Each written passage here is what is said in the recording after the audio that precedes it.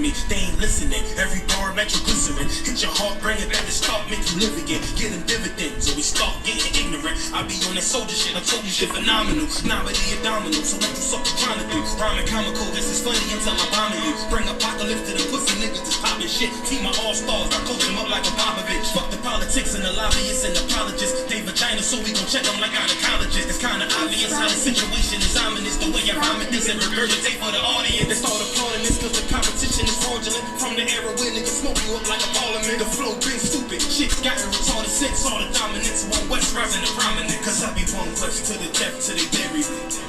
I'm one West till they bury me. I be one West to the death till they bury me. I'm one West till they bury me. I be one West to the death till they bury me. I'm one West till they bury me. I be one West to the death till they bury me.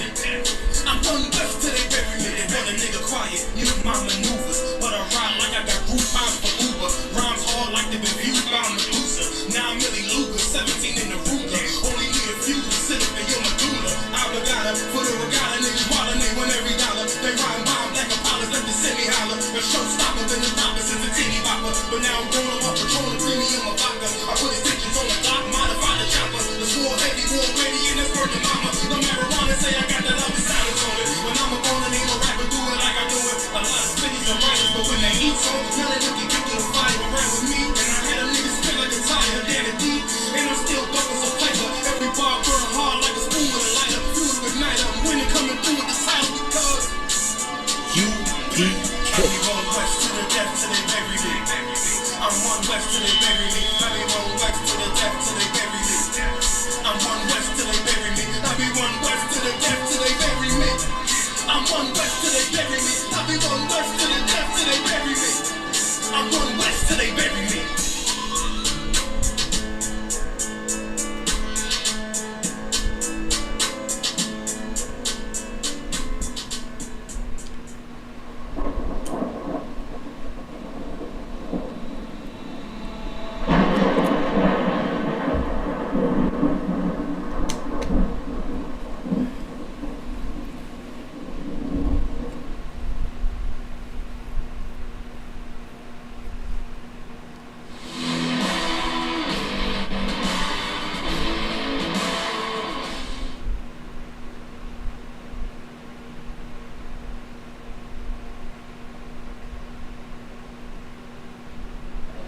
Our business is booming. One day somebody says there's some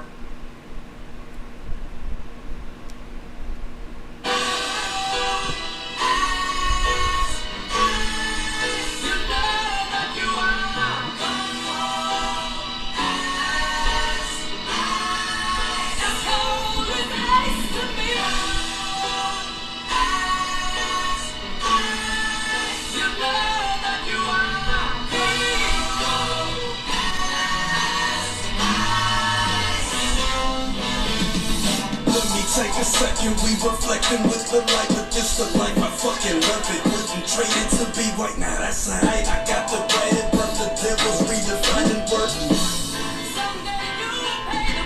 No, I don't break a fold, I didn't make the dough and recreate the flow. They think they making though, what they forsake is so essential. Fundamentals get your issue, guess who's on this instrumental with you?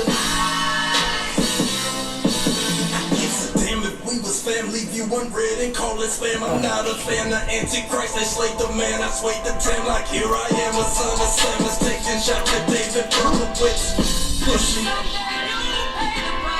different discipline existed than this New York state of mind. They say it's not known after actor, but the year he's effort. Now one thing in mind to grind until this gavel turns his words to mirth from Babel.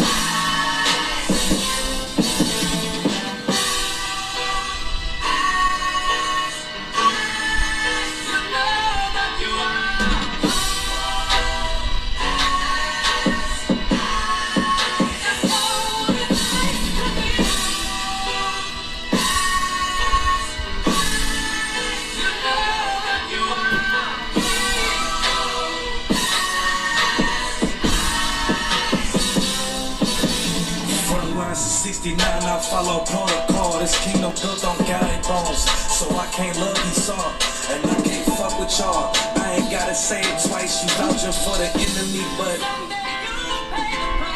look. ain't have a father cause of dope, I'm anti-politics. Cause Christ died from a foe. How the richest nation locked the homeless up for being cold. How ironic they relating, smoking weed to getting stoned. You trim your ways and seek they love. I'ma bring that short back wet with a vest dipped in blood.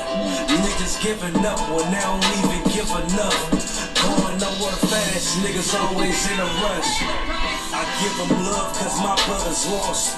Christians eating, watch they brothers starve. No way I can serve another God.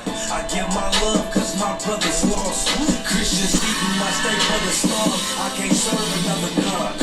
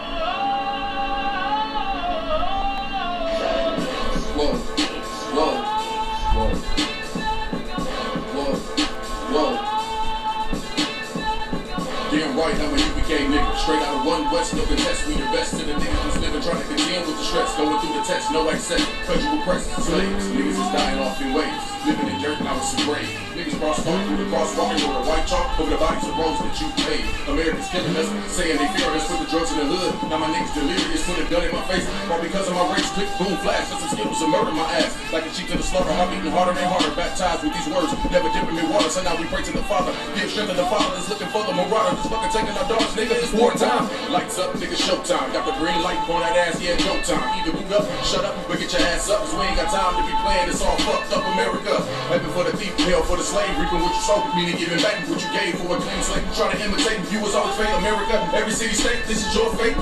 Whoa, whoa, whoa, to America. Whoa, whoa, whoa, to America. Whoa. Whoa, whoa, to America. Whoa, whoa, whoa, to America. All the time, huh? Giving the room to expose the intricacies of things. Fire, who am I? I ain't shit, but getting lit is a pastime. So in a minute, I'ma pass out. I hope you get it. If you didn't, you can crash fine. Kinda simple if you feel it, that's your last line. But it will confuse a bad mind. A damn shame. That's the exact thing. Don't get your ass fried. Bombs from the sky, rich devil lullaby. Then the nigga fly. Hope you got a alibi. Bombs from the sky, rich devil lullaby. Devil missiles high. I can see her from the parking lot. Living finna ball out. Devils finna fall out. All our warfare nightmares in the big house. You murdered us for years and thinking shit won't gon' turn around. I never learned that this motherfucker burns down. Yelling in the streets. Told them the riches of all of you angels bring hope to this beast. You root for time, but we play for keeps. I pray to my Father, bring hope to this beast. Remember them times we hung on the trees. All of you nations bow down to your knees. Remember them shit, they brought us in fleets. Fuck they apologies, bring them the heat. Whoa, whoa, whoa, to America. Whoa, whoa, to America. Whoa, whoa, whoa, to America. Whoa, whoa, whoa, to America. God is gonna destroy this empire, man. You about to see famine in this place. You think them fires in California is bad? That's just the beginning of what the Lord is about to do. Because you've been evil to the Lord's people. You've been wicked to the Most High's children, man. You've been destructive to the 12 tribes of Israel. Let me tell you something, black man. You gotta put on your strength now, man. Put back on your strength and might, black man, because your day is coming.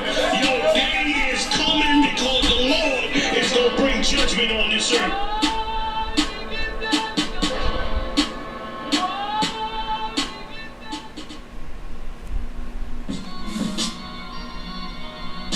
All right, Shalom Israel, we in the building. You understand?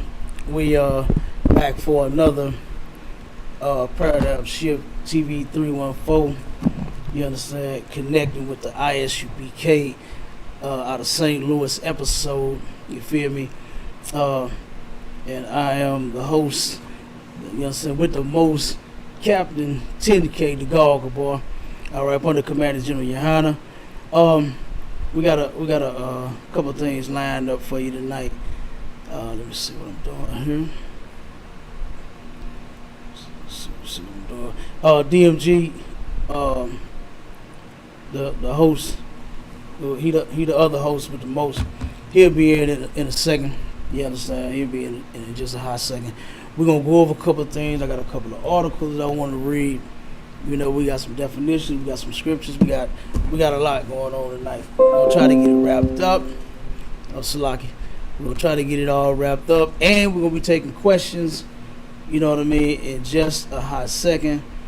All right, because I know a lot of people got a lot of questions about black women sharing their man.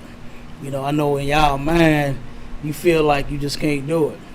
You know, you feel like you're just so selfish, you just can't share your man. You're doing it anyway.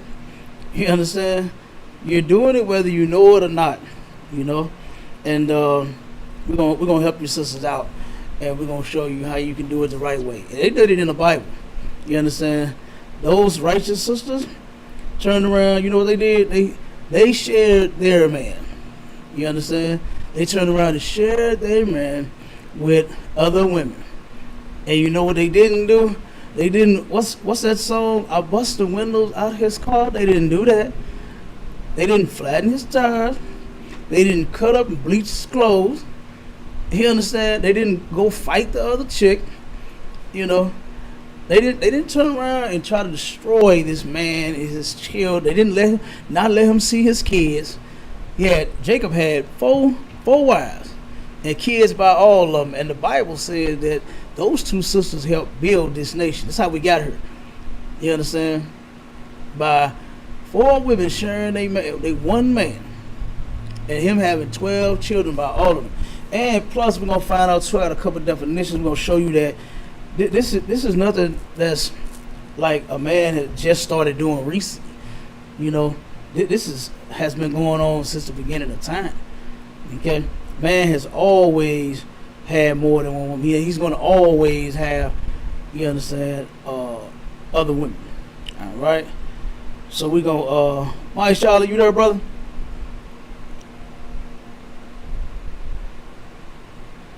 Oh, let me see if I got my.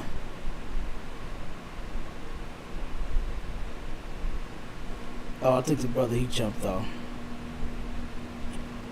Yeah. Okay, no sweat. We'll get it in. Let's see. Let's start with this article here. Okay. I'm just around to read a little article from. This is from the Patriarchy website. All right. And this is in this section here. This is on the history of monogamy, right?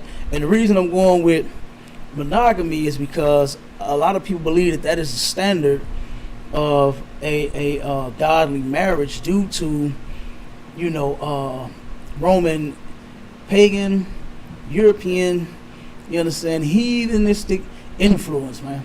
You understand, the other nations of people, they claim to live their life a certain way, and then they made it a standard for everybody, which they don't even follow that same standard.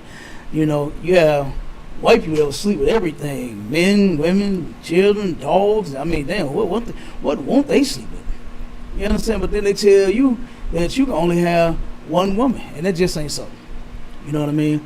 We have several people arguing about you got to follow the law of the land. There is no law that says you must go to the white man and sign his certificate in order to have a woman. There's no law that says that. You people need to go back and start studying and paying attention to the things that you all are saying. You know what I mean? Mike Charlotte, you was on there for a second, brother. I sent you the link. If you can't jump on. Matter of fact, here, I'll send it to you. I'll send you the link again. And if you can jump on, you can jump on the live. You know what I mean? 1 second, brother. I'm gonna send you this real quick.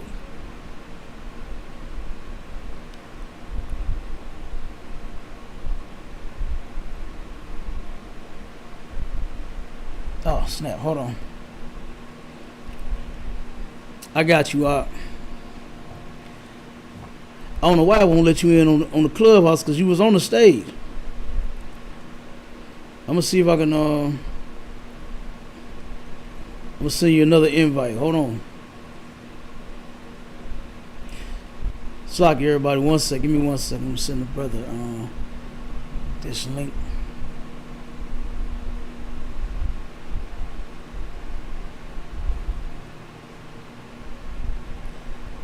All right, I sent you the link on the clubhouse. You can get on there, and I'm finna send you the other link in your. I'm gonna send it directly to your phone. I'm not gonna send it to your email. I'm gonna send you the one to where you can get on the live here, because we will be taking questions and letting people up on stage asking their questions in just a hot second. All right, 1 second. Let me see here.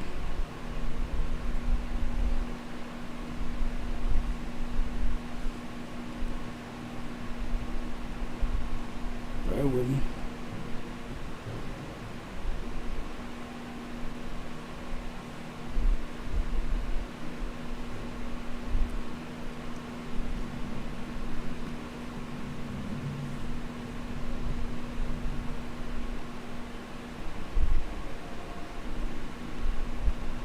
Okay, I'm sending you both links now, brother. You got the first one, and I'm sending you the second. So you should be good to go. Jump on when you can. That's my mighty officer out of Atlanta, Mashallah. You understand, brother? Putting in some good work down there with all them damn steers and queers and getting them in the truth. You understand? He doing some mighty work down there in Atlanta. You understand? Okay. All right, you got it, brother. You can come on in when you're ready. Okay.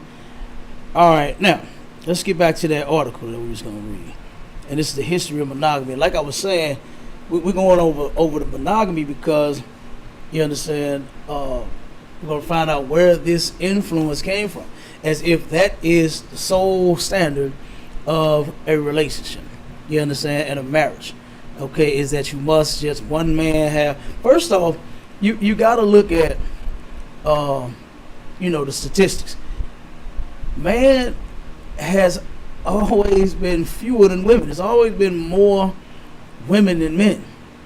You understand? And that's not a even balance when you look at things. Since I was a kid, it was what was it? 10 women to one man. Now it's about 12, 13, 14, 15. Then since the LGBTQ, it's probably about 20, 30. You understand? Incarceration, probably about 35, 40. Like, you just keep on going and checking these statistics, man. It's never been an equal amount of men and women for you to just say that one man is supposed to be one woman his whole life. I'm going to show you where that comes from. And like I said, this is from the Patriarchy website, and this is the history of monogamy. And I'm going to start with monogamy is as old as Adam. And it says, but that's not the real issue. From the beginning, through the generations, even to this day, monogamy, polygamy. Now it says polygamy, right? Now that is actually not the correct term. The correct term would either simply be polygyny or it'll be multiple wives. You understand? Polygamy is the practice of a man or a woman having more than one woman. But what has happened was this word was just tossed around because a lot of people just used it, you understand, for the sense of when men were dealing with more than one woman. Okay. All right. Now we got we got Mashallah in the building. Shalom, What's up, mighty man? If you got me in the background, you gotta turn it down now, cause I can hear the echo. I'm gonna go to now outside. Con, can you hear me out? I'm getting the feedback. Yep. You gotta turn whatever in the background down. All right, no sweat. You got it. Okay. Here, matter of fact, I'm gonna send you this article since you was able to jump on, and I'm gonna have you read it. I'm gonna start this part, and I'm gonna have you read the rest of it. Okay. This is what it say. I'm gonna start over. This is monogamy as old as Adam. It said, but that's not the real issue. From the beginning through the generations, even to this day, monogamy, polygamy, and I just broke that down, and celibacy are known forms of marital status. And of course, rising up strong is homogamy. Now pay attention to this. You understand? I don't know if y'all know what homogamy is, but this is the old time abhorred practice of homosexuality, which is once again fighting for recognition and acceptance. Now, you can't tell me that ain't true. You understand? Is that these homosexuals, that's on the rise. And you're going to find out that that's all due to that Christian religion that you love, that religion that your grandma had you going to church, putting them little $2 in that bucket. You understand? Had you singing them songs in the choir and dancing and singing and swaying and all that. You're going to find out that's where a lot of this stuff come from, man. You understand? It comes from our oppressors, and we were never supposed to follow this stuff. All right? And then it says, what is in question here is how and when monogamy began to be imposed as the only right form of marriage acceptable to God and man. All right. Now, this is what you're going to find in this article is that right there is totally not true. That a man must only have one woman. Let me see. Thought you was getting the link. That's what I want to okay. So hold on 1 second. Now, I can hear you, brother, just fine. To the sister Mika Wash, you said you thought you was getting a link to this, but okay. Since I guess if DMG was gonna give you the link, you understand? Give him a second since he was actually doing something. You know what I mean? And you'll definitely be able to come on. No sweat. All right.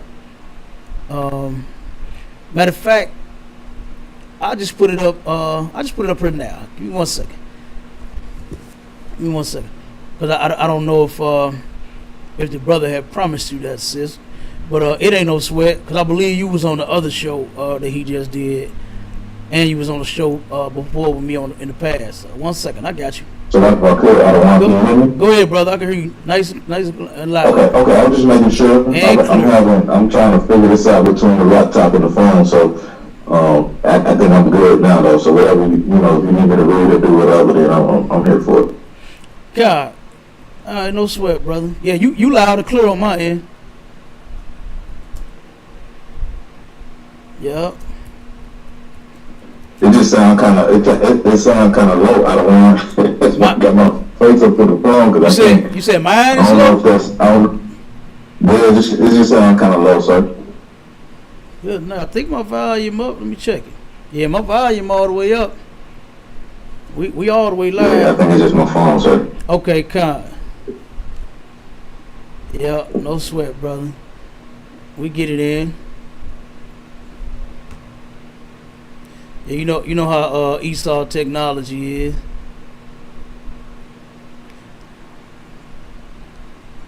Okay, I already dropped it for DMG. I see DMG just came in. I didn't know if you told the sister she can be on or what, you know what I'm saying? So I just put the link on there. You understand? I just dropped it there. All right, I'm gonna keep reading. Okay, I'm gonna keep reading. Now this part in this section is called "It's monogamy and should be monogamy." It says the practice of faithful monogamy stipulates that a man can marry only one wife at any one time in his life. Now, ain't that Christianity? To where when you go to church, They're always telling the man. I done been there before. And good God Almighty, it's such a nasty place to be. But I used to always hear them telling the man that he can only have one woman. But you know what I never heard them say? I never heard them tell the woman she can only have one man. That made no sense to me. You know what I mean? And then I have sat and heard Christian preachers. I got a bunch of them in my family. I've heard them tell women that they can leave their man and get them another one if they wanted to. They was unhappy. You know, but here in this, Christians for a long time have been telling men, you understand, black men in particular, because everybody else do what the hell they want to do. At one point, everybody, every nation on the planet had more than one woman. It was no secret. It was nothing to hide. It was nothing frowned upon. Matter of fact, Maya Charlotte, you got the Zondervan with you? The Pictorial Bible Dictionary? So I can grab it real quick. Give me 1 second. Kyle, get that. I got some definitions I want you to read. You understand? All right, come on, sir. Kyle, Most High Christ. You understand? Turn around and you're going to find out a lot. You understand? And Lord will, by the end of this, you sisters end up, as if you choose to now, because whatever standard a person has for themselves, if your man must have one woman and all that, hey, Lord be with you. I hope you find him. You understand? If there's a brother that only wants one woman, then hey, have at it. If that's what you want. Guess what? Don't have needs and be sleeping with somebody until you find that one that got that one woman. Just want that one woman. Wait. You understand? Wait until you get what you want. You understand? Don't be talking about you got needs. You are a woman. You heard that before, my child? That's like my kid. So what do you mean in the Zondervan? Get the definition of family. It's on page 275. And then we're gonna read, I believe. I ain't gonna have you read it yet. I'm gonna read some more of this article, but just have it ready. We're gonna. So we said 275. God, where you see family at? And then we're gonna read the first two paragraphs, and then we're gonna be off of that one. And then we got some more definitions, some more scriptures. All right, so just hold it. All right. Now, let me finish with the article. It says, even though the various forms of marriages have been practiced through the generations, monogamy has emerged to become law in some countries today, such that the legal registration of more than one wife became a violation. This is termed should be or must be monogamy. The first instances of such widespread enforcement were in Western Europe, and it eventually gained worldwide acceptance in the modern world, especially in the Western Hemisphere. How did it happen? More so, how did it become known as the only acceptable standard to the God of the Bible when so many of the Bible's founding patriarchs were openly polygamous? The answer of this, the answer, of course, will be one of greatest concern to Christians, and it will be an interesting but a very tragic one. See, Christians, I don't understand them. First off, they claim to only have one wife. They're only married to one woman. You get your mute up, my Charlotte, until you ready, because I'm hearing your background. Yeah, come on. So, you said you want the definition of family in the Zondervan? Not yet. Don't read. Just hold it. Okay, come on, sir. No sweat. Just hold it and mute your mic, because I'm hearing your background while I'm talking. My bad, sir. Sorry, sir. Ain't no sweat, warrior at the water. You understand? I want to be able to be heard on this very clear. Okay, I appreciate it. Okay, so again, Christians turn around and claim to be married to only one woman, and they are. They go and get that paper, but if you realize what it said in that last section, the should be or must be monogamy, that is where you can only have one woman on paper. But here's the thing. There is no such thing as a paper marriage when it comes to the Bible and God's chosen people. You're not going to find it. You're not going to find a paper marriage or marriage certificate in the Bible nowhere. You understand? And I dare anybody, if you can't find it, and come on, click the link that I put in the chat and come on in and drop it and give me the information. If you can find, y'all like challenges, right? I challenge you to find the scripture that says this is how you're supposed to do it. Right here, you sign a piece of paper and you two are now husband and wife. Okay, I'll wait on that. All right. Let me see, where we at? And you got the sword too, right, Mashallah? You got the sword too? Most of that correct. I'm gonna have you get some scriptures too. You understand? Because I know we got some questions coming for that as well. So just hold everything, and like I said, I'll get with you in 1 second. All right, now I'm gonna go to this next section, and this is some historical background. And it says we have to look at some other related history first. The Roman system was an empire built on conquest with incorporation. The secret of Rome's strength lay in her ability to incorporate vanquished nations into her own political body. Never before had so many people been brought under one government without making slaves of most of them. The Romans were basically barbaric and lawless in characteristics, but were experts in adaptability, absorbing nations, cultures, and religions, and crossbreeding them into one another by force if necessary. That's the white man's characteristic all day long. Is he turned around and he forced his beliefs on everyone. You understand? And at that time, Rome was in power. You understand? And Rome was a force, what they like to say in the world, mashallah, a force to be reckoned with.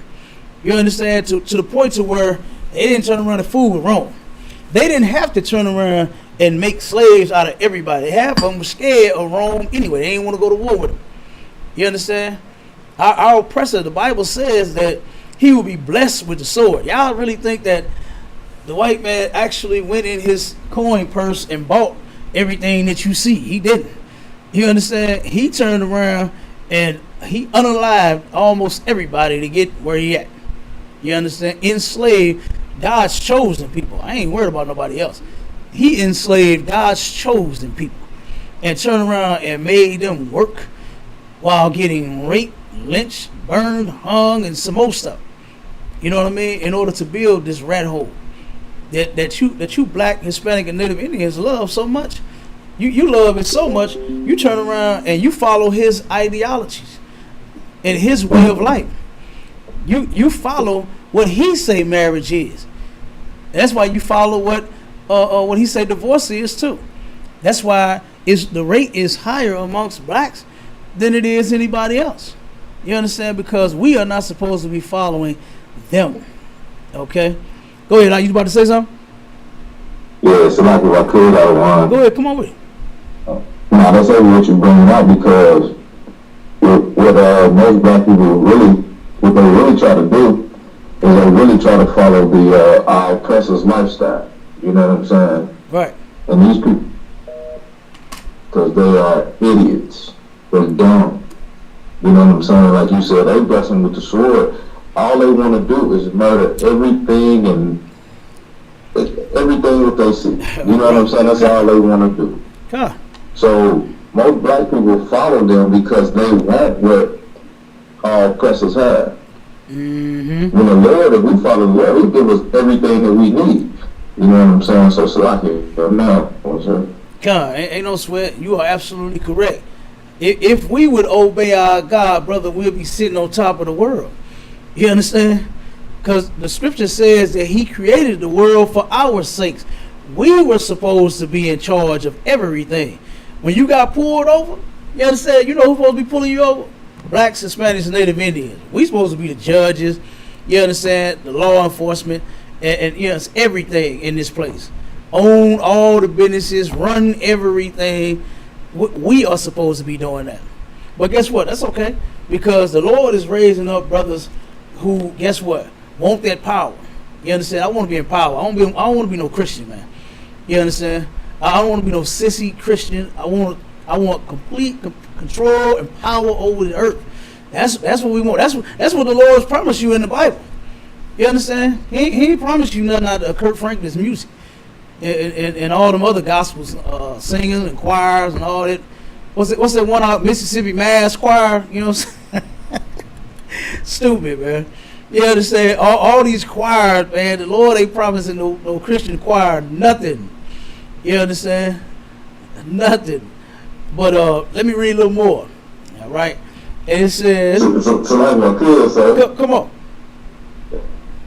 so like my cousin say, that's crazy you say that because they get all the songs from the homosexual that's running the choir and banging on the temporary. Yeah. All day. That's where they get all their music from. Mm-hmm. Kirk Franklin, I think you said Kirk Franklin. Wasn't he just walking around in some high heels or something like that? What'd you say? Wasn't he just walking around in some high heels? Who was? I have to send that to you, otherwise. I swear I just saw him walking around in some high heels. Who was doing that? Crazy. Kirk Franklin. Oh, hey, I wouldn't doubt it. I wouldn't doubt it. That dude is a sissy. You know what he did? Sidebar real quick. He turned around on one of them shows. I ended up watching BET, First Sunday or something like that. And I just so happened I'm changing the channel, came on, and he had a brother and a sister that went, you know what I'm saying, right behind each other. They had the brother go first. The brother, he could sing, you know what I'm saying? The sister could sing, both of them, you understand? And he turned around, and when the brother got through singing, Kurt Franklin, when he grabbed his hand and said, "Ooh," he said, "Come here, let me stand next to you." That's what he said, bro. He turned around, sat the dude on the floor. They sat on the floor Indian style next to each other.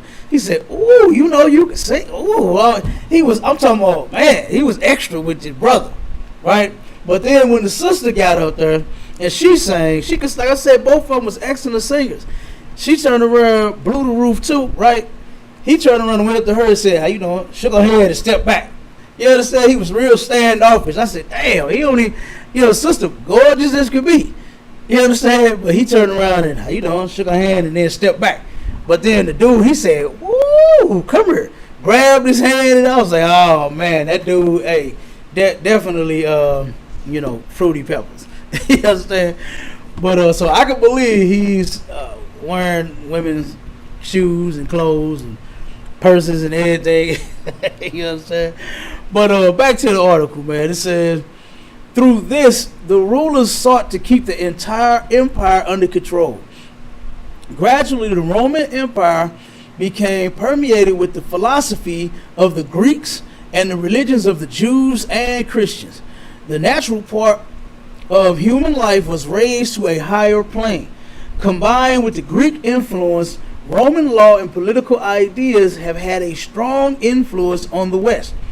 Thus, the Greek notion of democracy, the religions of the Jews and Christians, the law and political influence of the Romans, all these mixed together made the civilization of the later Western world.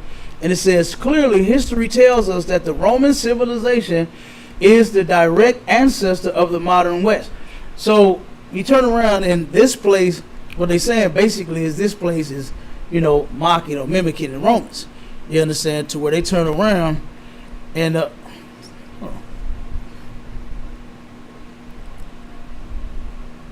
okay, I turned around and saw a comment on the on the TikTok. Man, we got some crazies out there. You understand?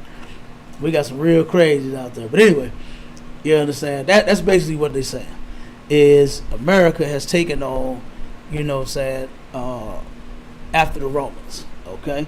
And now this one is the Roman Empire and the Roman Church. And it says Christianity became known as the official Western religion, and the native religions of the Western world became known as heathen, uncivilized, and unenlightened.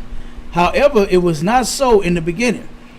It may be a surprise for many to know that during the first 3 centuries, the Christians suffered tremendously under the Roman government, which tried to destroy them. However, Christianity was spreading too vigorously to be kept under control. The strategy of elimination through persecution eventually changed to one of embracing it and controlling its destiny to fulfill the purpose of their rulers. The church, on the other hand, made a compromise to accept Rome and became the destroyer of her mother Israel, who bore her. And that's just saying that the mother Israel, saying that black folks, Hispanic people, Native Indians ended up accepting Christianity. You understand? And we rejected the truth. We turned around and left it completely, and then followed what they presented to us through this religion called Christianity. You understand? And then it says, the church, on the other hand, in the process, truth suffered. You understand? And pay attention to that. The truth has suffered and is still suffering. You understand? All because of all of the lies that Christianity has spread. Especially the lie that a man must only have one woman. That is a lie. We're going to get to that. Okay?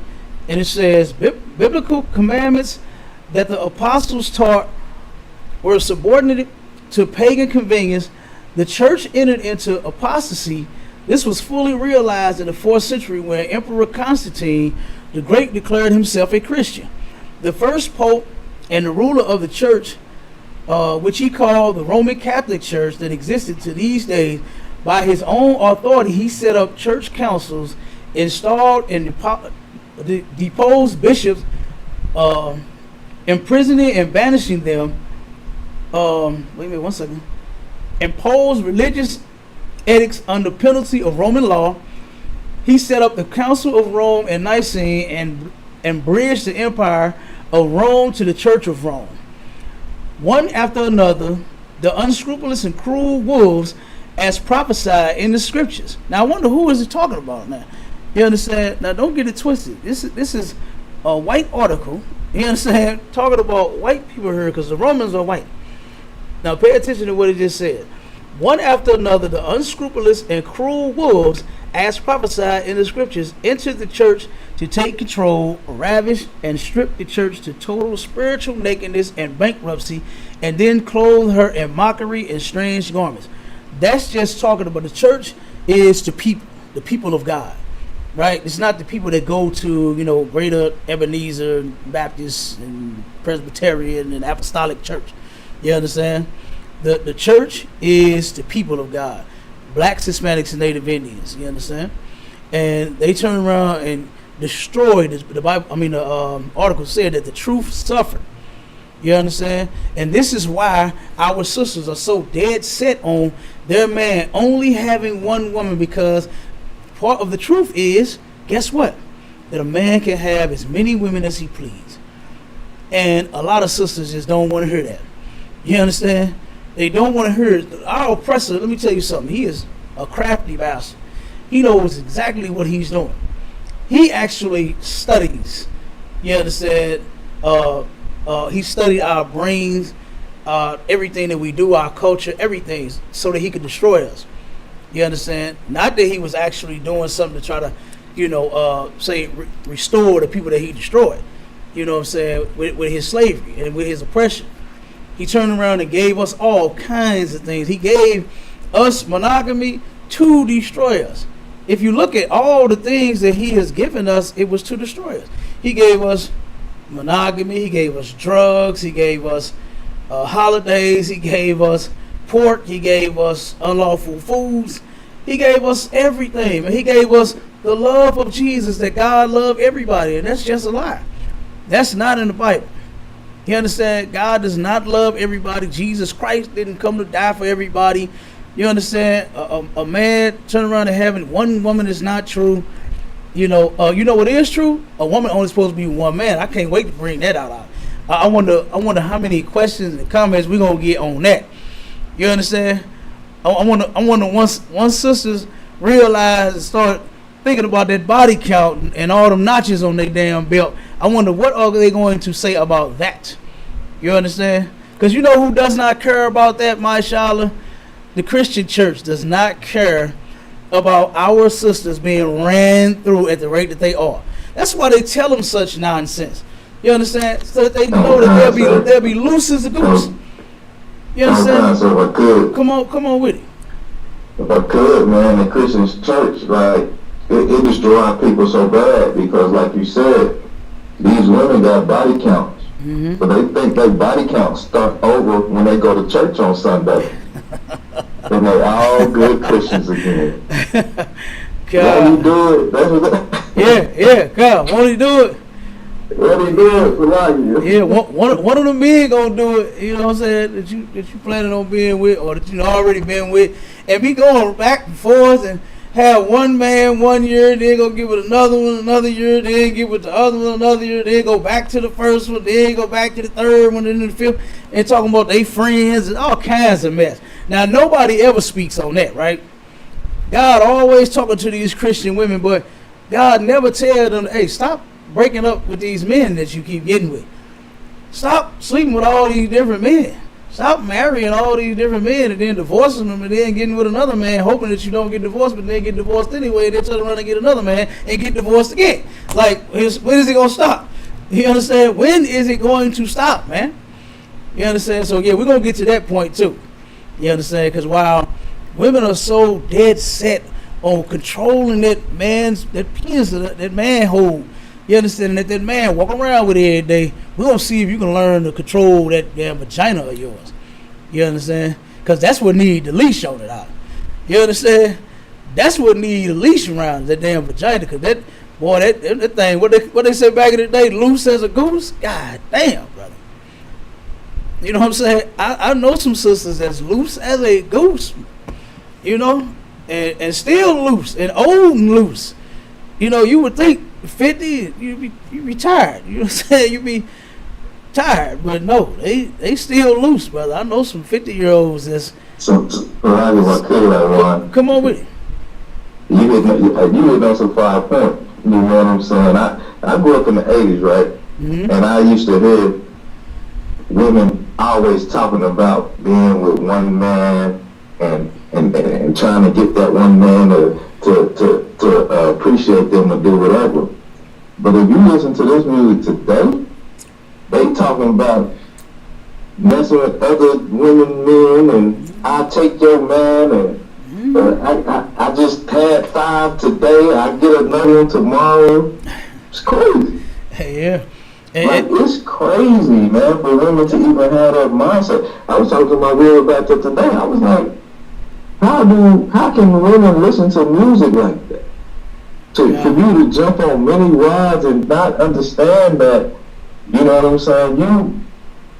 If you go down with a man, that's your man. You need to stay with that brother. You know what I'm saying? Y'all gotta do whatever y'all gotta go through. You know what I'm saying? I've been on my girl for 20 years. You know what I'm saying? We've been through ups and downs and whatever. Yeah, right. And we fought through it. And then coming into the truth, it's like, damn, we kind of been on something because we stayed down with each other for a long time. You know what I'm saying? So it's like. Whole time correct. No, that's excellent. You understand? Tell my sister, I applaud her. We're going to give her a hand. That's excellent work.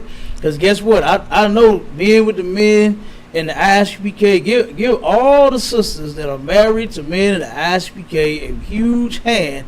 You understand? For them dealing with these brothers of ours. You understand? For you being married to them and them having multiple wives, and even if they don't, I don't know too many don't, but even if they don't, you understand, you dealing with that, with the brother just period. You understand? Guess what? Being in a relationship, it take work, period. But I'm finna have you read that definition. I'm finna finish this real quick. Let's see. Greco-Roman ideologies, values, and pagan practices and rituals were adopted as standards and holiness in the church. I don't know if they heard that out. You understand? But our people really don't understand. They act like they know the Bible, but then they really don't. Because here you go, the research in the article says that read again. It says Greco-Roman ideologies, values, and pagan practices and rituals were adapted as standards and holiness in the church. Now, all of that stuff was infused. A man having one woman only, monogamy, it was infused into the Bible. You understand?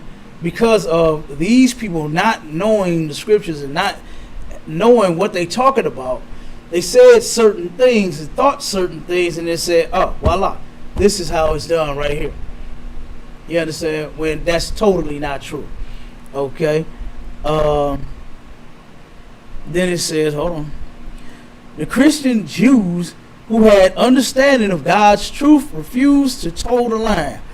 As a result, they were denounced as traitors, betrayers, and murderers of the Lord, and were replaced by the Gentile spiritual Jews. It says, where the old, including the Hebraic understanding of the scriptures, were forcibly put away and replaced by the Greco-Roman way of interpreting the scriptures. Now, they turned around and took brothers. Now, what they saying when they saying Christian Jews, what they're talking about is the people that actually follow the Lord. You understand? The only way they knew how to put it was to say Christian, because the word Christian is found in the Bible. That was a diss to the men that actually follow Christ.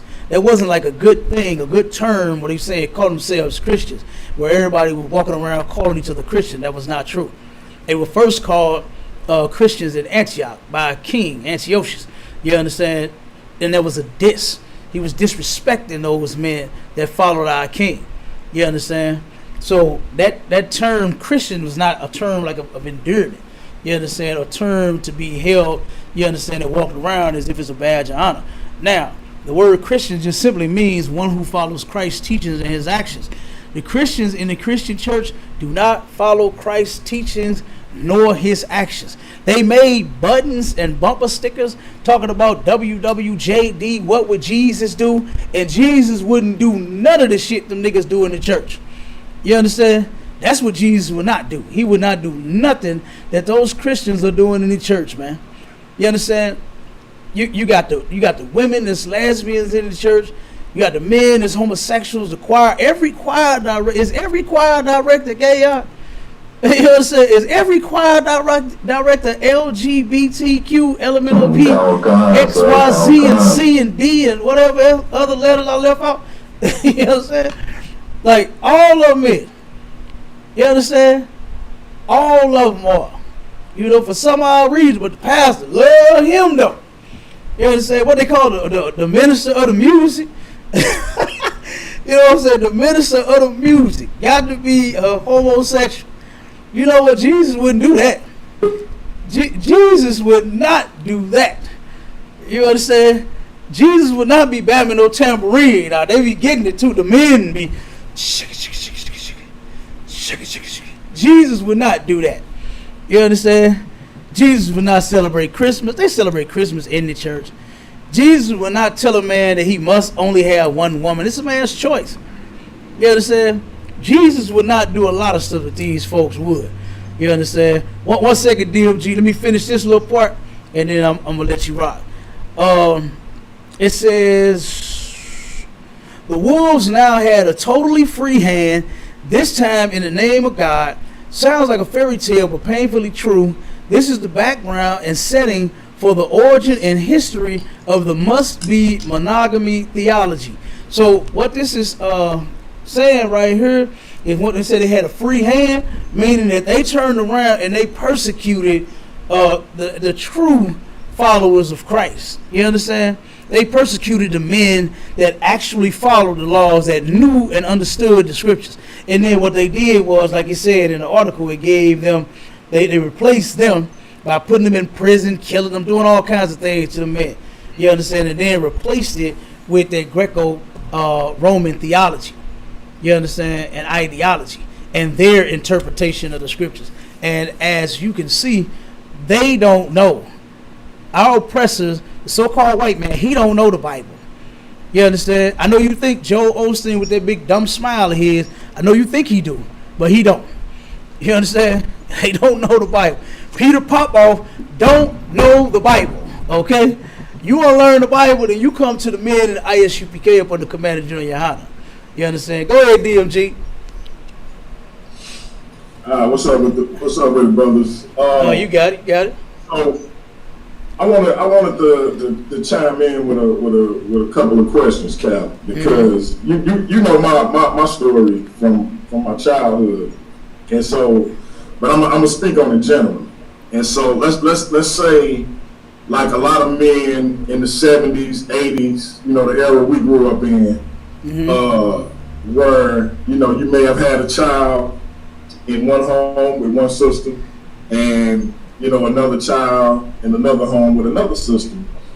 And that caused conflict between those two sisters, bred jealousy between those children, and all of that, all because the jealousy and the notion that this man was supposed to be with one or other of those women, Right. and that he couldn't be with both. That it was no way that was moral or upright.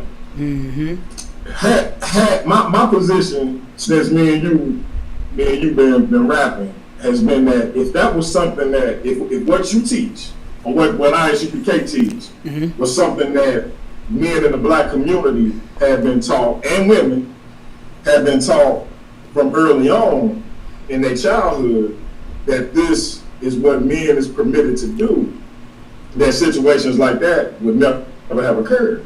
Because when, let's take my situation, I got a brother who's exactly a year younger than me. I'm born in October 76, he born in October 77. He got a different mother.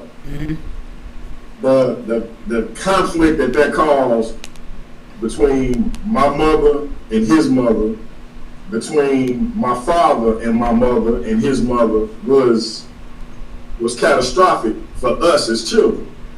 And my father did what he could to keep things intact. But you know how it go. Eventually, that dam break. And I went 5 or 6 years without seeing my father. We all in St. Louis, all in North County. And I went 6 years without seeing him. Yeah, that's terrible. And it was a lot of games and things of that nature being played. But my point is, all of this was predicated on you can only be with me or her.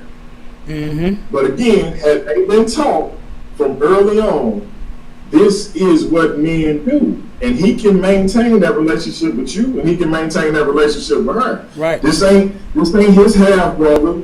This ain't his half sister. These are they brothers and sisters. They gonna be raised as a family, and it's all good. I believe if that was the case, those type of situations where I went all these years without seeing my old man wouldn't occur. What's your thoughts on that? Because we saw that scenario play out countless times in our neighborhoods growing up in the 70s and 80s.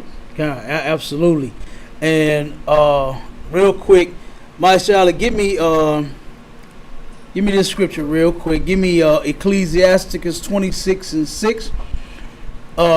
And what we got to bring back is what's that old song by SOS? What they say when they said, I don't care about your other girls, just be good to me. Just be good to me. At one point, you understand, sisters wasn't, now they don't like it now. They not just like a fan of it now. You understand? Even the great women in the Bible that shared their man, you understand, they didn't like it either. But I'm going to show you a situation where they actually worked it out. You understand? But I'm going to show you what your father was going through first, real quick. Read me that scripture, my Shalom. Oh damn! I think the brother froze up. Yeah, he froze. Oh, okay, real quick. The brother he froze. Oh, okay. This is Ecclesiasticus 26 and verse 6. And it says, but a grief of heart and sorrow is a woman that is jealous over another woman. You understand? That's what your father was going through. That's what a lot of men have gone through. Like you said, you turned around and had missed 5 years. You understand? You and your father missed 5 years. You don't need to miss 5 minutes without your father. You understand? Look at the society that we live in today. You sisters need to put y'all jealousy in y'all purse and deal with it.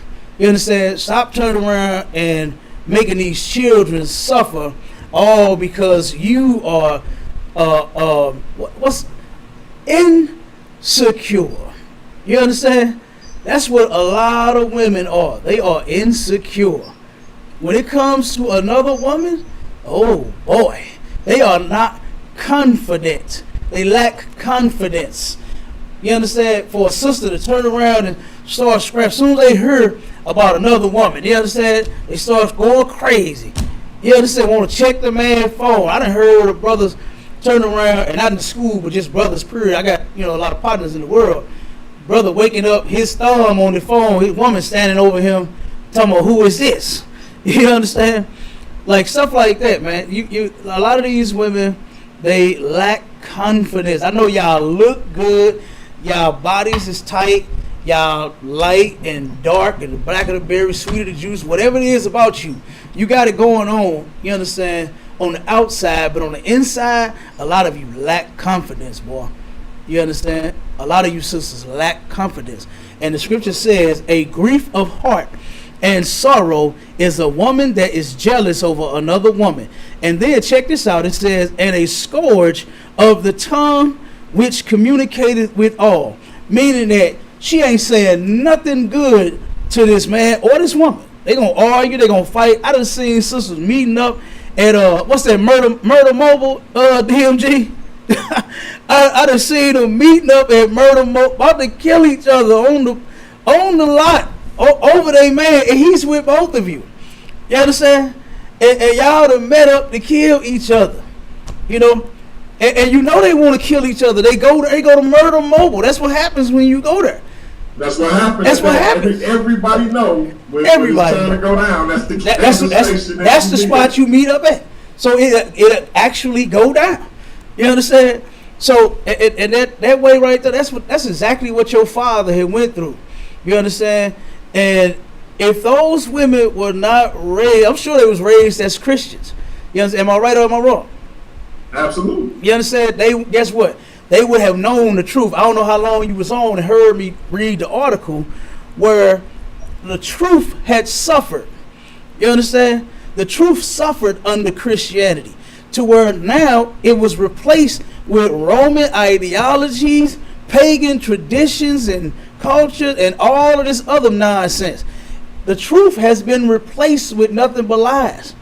The truth about a man having more than one woman was replaced with the lie of monogamy and making that the standard of the Bible, saying that God views marriage as one man, one woman, when that is totally not true. You understand? It is totally not true. It wasn't just for a certain time. It wasn't just for, back then, a lot of people say the Bible days, as if the New Testament is not a part of the Bible days. The New Testament was written thousands of years ago. You understand? The Old Testament was written thousands of years ago. Like, stop it. You understand? So that's what your pops was going through right there. And in the end, the whole family ends up suffering. You understand? We all supposed to be together. My brother's still stuck. I'm gonna read this definition right. I'm gonna kick him and then tell him to just come back in. Okay. Yeah, cause he froze. I had him holding this definition for me, but I'm gonna go on and read it. Cause what you talking about is we right there, and this is from the Zondervan's Pictorial Bible Dictionary. This is the word family on page 275, and it says this. It says the Hebrew family unit was larger than families today. I wonder why. You understand? The Lord said, be fruitful and multiply. And men could all then and can now have more than one woman. You understand? And now it ain't so. You got women that's aborting babies like crazy. You got sisters, 350,000 abortions every year. You understand? You got women on you got women that's more concerned about their career than their children and their husbands. I know a sister that turned around and had 4 abortions on her husband, all because she didn't know if it was his or the other dude that she was sleeping with. You understand? Dang. Yeah, she did that. 4 abortions. and that's sad. We have. Oh, go ahead. No, speaking of that, Cap. Now you just mentioned that the sister got 4 abortions because she didn't know if her husband was the father. Mm-hmm. So what do you say when you hear somebody like Pastor Bennett, who I'm sure you're familiar with because he debated Captain Tazoriak. Mm-hmm. What do you say when you hear somebody like Pastor Bennett or any other pastor or non-believer say, well, if the man can do it, why can't the woman do it? Oh my God, that is so disgusting and it is so weak. And then that man, he's truly a Christian pastor, right? Mashallah, give me Romans 7 and give me verse 1. I'm gonna show you what the Lord said as far as how many, because it's in the Bible, you know. And then it's the New Testament, right, DMG? Romans is the New Testament. So guess what? Can't nobody give me no excuse. New Testament. They can't give me no excuse about, oh, that's the Old Testament. What you reading from is the Old Testament, and that's old. That's way long time ago. That's when Christ. No. That was before Christ. They love talking that. Nah, we finna get to it. You got it, Mashallah? Can you hear me? God, I can hear you, brother, loud and clear. Yeah, Go ahead, start it. Try turning your camera off, bro. Maybe that'll help with the freezing. I mean, can y'all hear me like pretty good now though? Yeah, we can hear you. Just turn the camera off. It's all good. Turn the camera off? Yeah, turn it off. That way you won't freeze up while you read. Because it was stuck. Most of that correct. Can you hear me now? You good, Warrior. Go ahead. All right, common concept. The book of Romans chapter 7 and verse 1. Know ye not, brethren, for I speak them that know the law, how that the law hath dominion over man as long as he liveth. Okay, so this right here is telling you that the law, right? The law that a lot of Christians say is done away with and you don't have to follow no more. Paul just said that the law hath dominion. What is dominion? Power, authority, and control over. You understand? Over a man as long as he liveth. Not just for no certain period of time. Even today. The Christians claim to follow this, right? Paul said that the law, where you can find in the Old Testament, in the Torah, where it says that a man can have more than one woman if he chooses to, guess what? That law is still in effect. You understand? As long as a man liveth. Now let's get to the woman. Okay, go ahead, brother. Keep reading.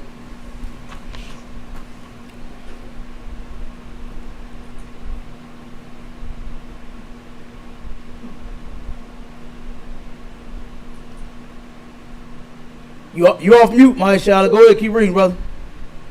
He must have froze up again.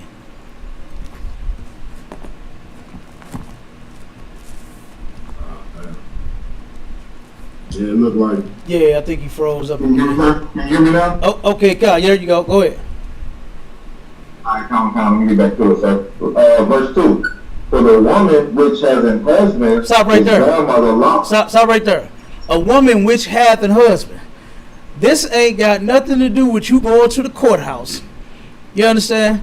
And signing that white man's piece of paper. And then going to the church and having a wedding. Walking down the aisle. Throwing the bouquet. All this. Talking about you. I now pronounce you man and white. Ain't got nothing to do with that. In the Bible, sex is marriage and marriage is forever. You understand? That's what makes a woman have a husband. Right, is when she has sex with a man. And I ain't talking about nothing sick. And I had to clear this up all the time because a lot of people start throwing out rape and molestation, all this nonsense. I ain't talking about that. I'm talking about something consensual. I'm talking about when a man meet a woman and they dig in each other and they Netflix and chill, and that's after that, I now pronounce them man and wife. After you Netflix and chill, not when you go walk down the aisle and sign that marriage certificate. All right, for the woman which hath an husband, keep reading, brother. Bound by the law to her husband, so long as he liveth. Stop right there. Stop right there. So long as he lives, she's bound to that man as long as he lived, right?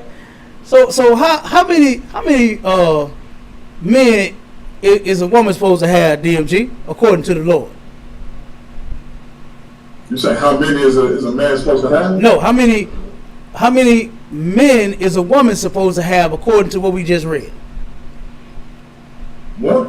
One. Come on, give DMG a hand. You understand what I'm saying? Goddamn. Got it on the first try. You understand? I mean, The first try. That's it. A woman only supposed. Now you say Pastor Bennett say if a man can do it, a woman should be able to do it too, huh? You know what preachers do? Preachers set women up so that they can have sex with them whenever they feel like it, man. That's all it is. You know what I'm saying? Christian men are weak and they are cowards. You ain't got no game. You understand? Women love getting macked on. You understand? Mack a woman down. I ain't talking about game up like lie to her. I'm talking about, put some flavor on the sister. You understand? Run some fire game on her. You understand? What they say, DMG, spit on shorty, holler at old girl, whatever you be doing. Yeah, whatever magic you put on her when you walk up to her. You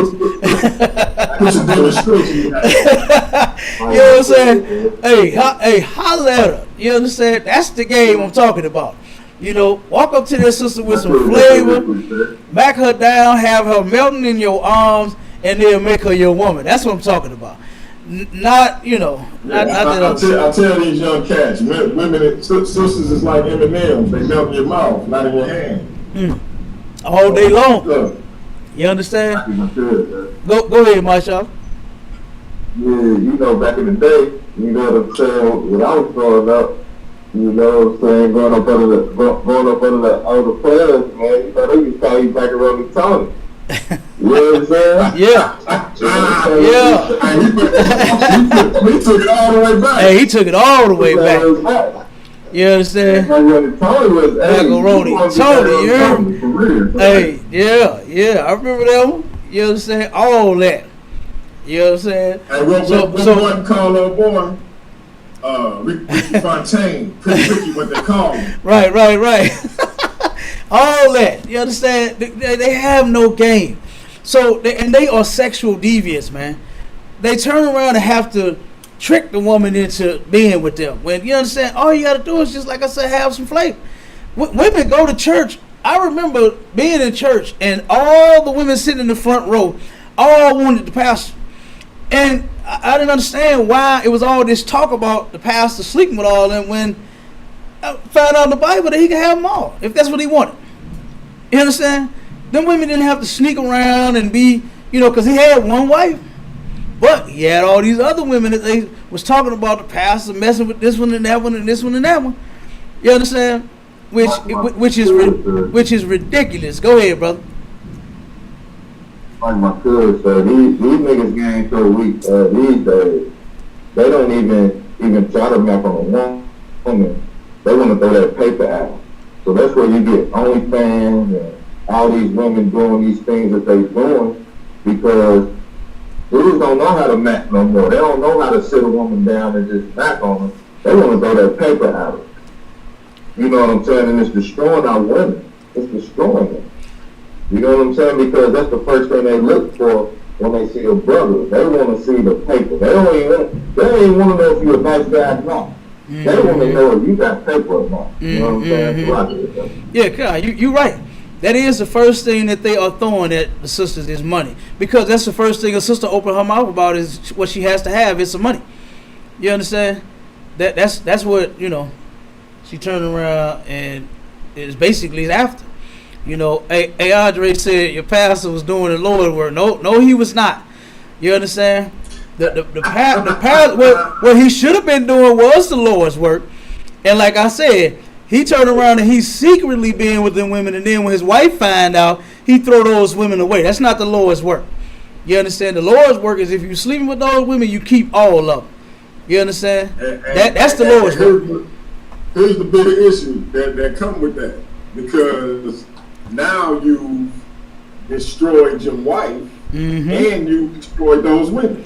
That's what I'm talking about. Because of this notion that there can only be one. This ain't Highlander, Right. where there can only be one. Right. So, but because that's being taught, now you got those sisters feeling a way about themselves, Right. and you got your wife feeling a way about herself. Right. When if you was taught from the beginning that this is the way it's supposed to be, or this is the way it can be, because I know you ain't got to that point yet that you don't have to have more than one. Right. But if you do, it's okay. If you was taught that from the beginning, you wouldn't have all that drama. But we get caught up in that there can only be one. Like I said, it's like the Highlander. Like, if you ever seen that movie where you got all these immortals fighting, and in the end, it can only be one. That's how it is with sisters when it comes to a man. And so, absolutely. no, it ain't necessarily got to be like that. It's like I don't know how many brothers y'all know who just, it's like his conversation, his personality, the stress of the day, one woman can encompass all of that. And what I mean by that is, one sister may be able to handle one aspect of what we deal with on a daily basis, but then it's another aspect that she not quite equipped to handle. That don't mean that she not for him, or they can't make what they have work, but that just means that it's another sister who can meet those other needs and requirements, because everybody can't be everything to everybody in terms of that man and his women. But what people tell you is, you supposed to just deal with going without. Like, let's just say, for example, Cap, you got a sister that's your real. Y'all been rocking for a minute, but her physical appetite for sex don't match yours. And for everybody that's gonna say it's just about sex, no, it's not just about sex. I'm using that as an example. And so her physical appetite, her appetite for sex don't match yours. That don't mean you don't love her and she don't love you. Right. Do that mean you're supposed to discard her?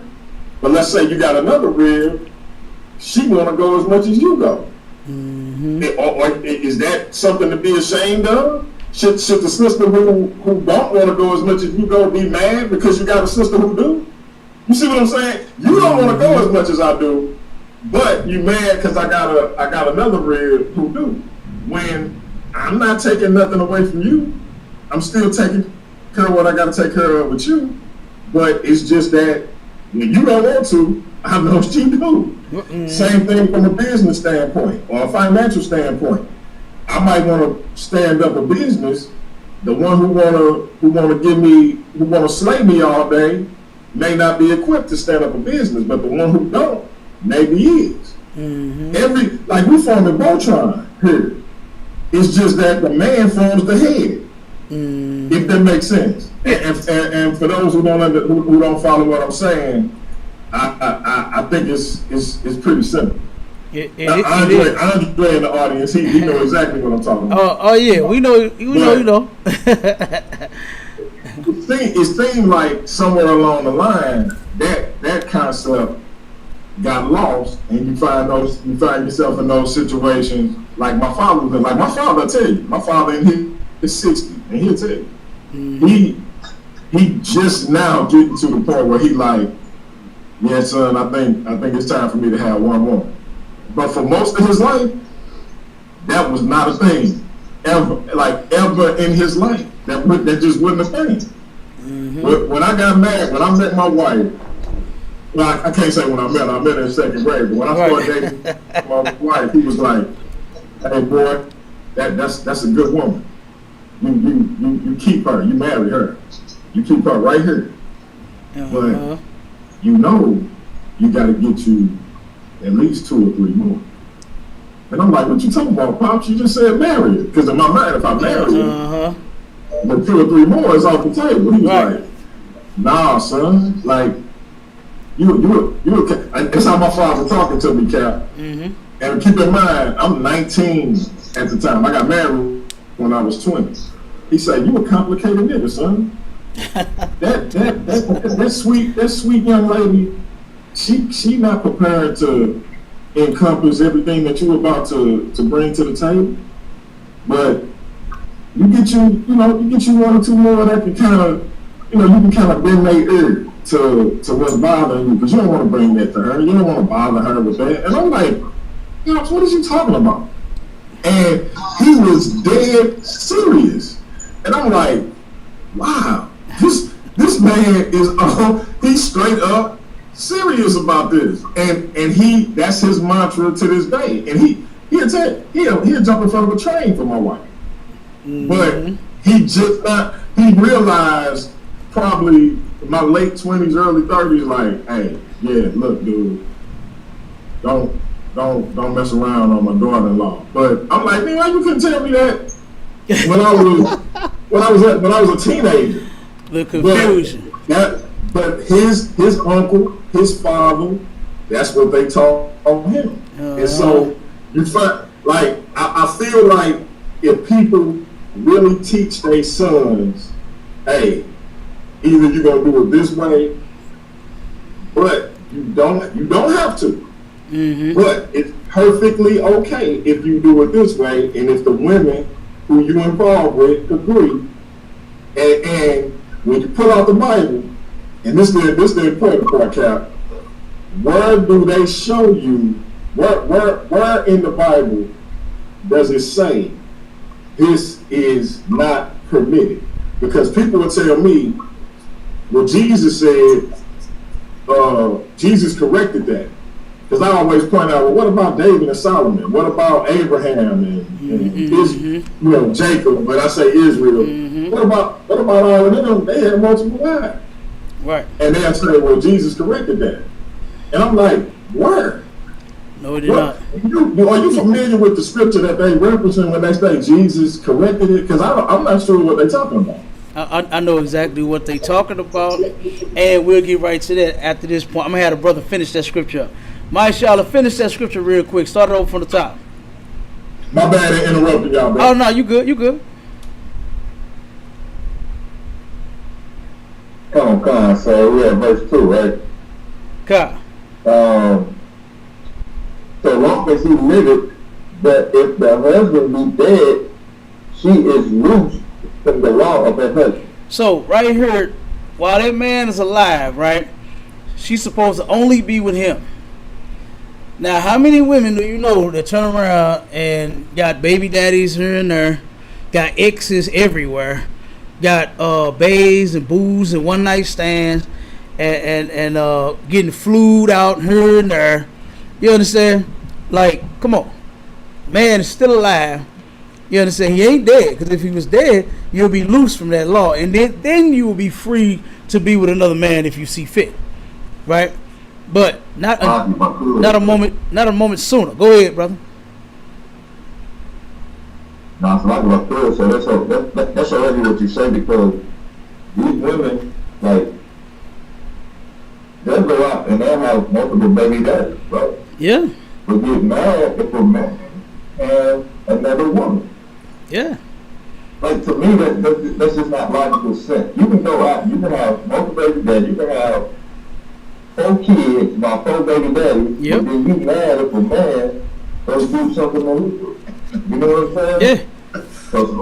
Yeah. And then be a Maury Povich reject and turn around and be on the show 25 times talking about Dante, Antoine, DeMarco, Reggie, Ray, Pookie, you not the father, y'all ain't the father, them ain't the father, they ain't the father, everybody ain't the damn father. You know what I'm saying? And that's fine. Nobody says anything about that. You understand? So those preachers, what's the Pastor Bennett, that say, if the man can do it, the woman can do it too. No, you cannot. You understand? You wasn't built for that. You understand? The Lord didn't create you for that. So, go ahead. If I may, remember what we talked about, right? Uh-huh. Now, just scientifically. Mm-hmm. We, like, for everybody who want to say, okay, you ain't got to, because, okay, let's take the Bible out of it. Let's just talk science. Remember we said, if you lock me or you in a room and you give us enough food and water and you send 1 million women in there, given the right amount of time, the right amount of food and water, we can impregnate all 1 million of those women, right? Mm-hmm. At the same time, they can all be pregnant at the same time. Absolutely. Now, if you put a woman in a room with enough food and water and enough time, and you send 1 million men in there, how many of those men can get that woman pregnant? Just one. Just So one. what? So what a woman need more than one man for? She don't. She don't. You see what I'm saying? Like even if you take the Bible out of it, what do you see what I mean? Yeah. So if a woman got 5 men and she end up pregnant, who the daddy? You don't know. Who's supposed to take care of that kid? You got to go on paternity They all court. gonna be lined up to get a DNA test. Yep, they got to go on paternity court now. Now the baby got she got 5 men, so the baby got 4 stepfathers. Yep. You see what I'm saying? Like it don't even make sense. It don't at all. A woman cannot do what a man can do. You understand? And y'all need to stop with that nonsense. And a man shouldn't want to do what a woman do. Yeah, hey, look at her. I'm absolutely fine doing what I do. You understand? Yeah. And I wouldn't want to change it.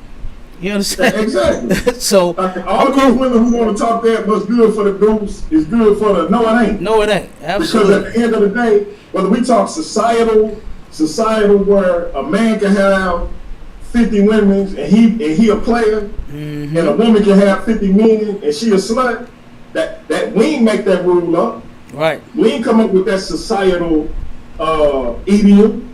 You know what I mean? But just on a natural sense, a woman can only be pregnant by 1 man at a time. Yeah. A man can have 50 women pregnant at a time. Yeah. God knew what he was doing. Absolutely. When he created us the way he created us, and when he created y'all the way he created y'all.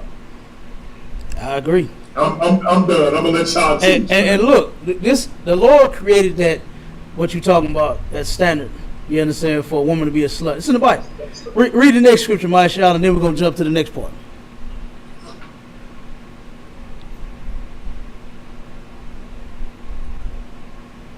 My brother must be froze again. Hold on. My child, you there? You froze. Oh, okay, come on with the next scripture.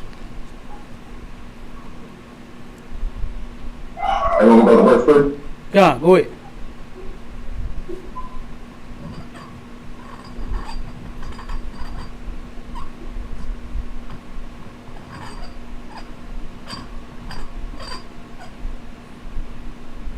You froze, brother? Or are you there? Yeah. I thought I heard. Yeah, he did. He came off. He probably froze again. His that brother internet freeze quite a bit. All right, I'm gonna go on and finish it up real quick. You want me to keep going, sir?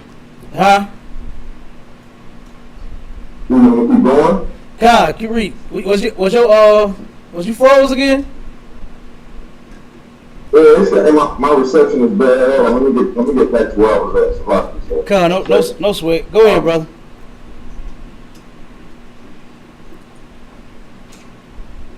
Go ahead, read verse 3.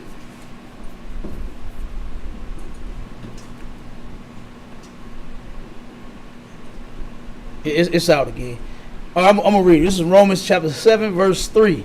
It says, "So then, if while her husband liveth, she be married to another man, she shall be called an adulteress." And what's an adulteress, DMG? That's a 304. All day long. You understand? That's a whore. You understand? And the Lord, and for all you sisters out there that's got exes, and then you think you're all right, the Lord said that you are a whore. You understand? Because you ain't supposed to have no ex. You understand? If you got you a man, stay with the brother. You understand?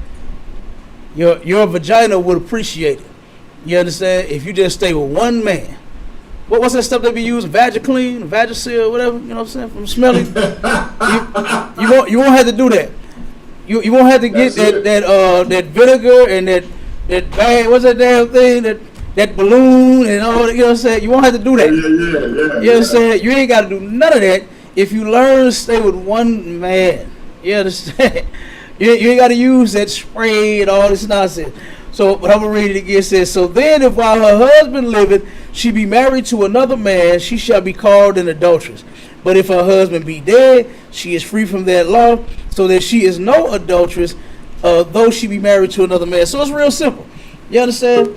It's real simple. If she turn around and has a man, and she go get with another man, leave him to go get with somebody else, then guess what? She's a whore. Okay? But then if she turn around, that man is dead, then she finds someone else, everyone will know that, oh, that's right, you know, Brother Jones, or whatever his name is, Mr. Earl, he dead. You understand? And she moved on. And she could do that. She's within her right. You understand? But not while he's alive. Not talking about it wasn't working out, you know, he ain't had no job, or he had another woman. Whatever excuse you come up with, it's not acceptable to the Lord. You understand? It's not acceptable. All right. So you wanted the scripture that they use for that excuse. Right. Okay. This is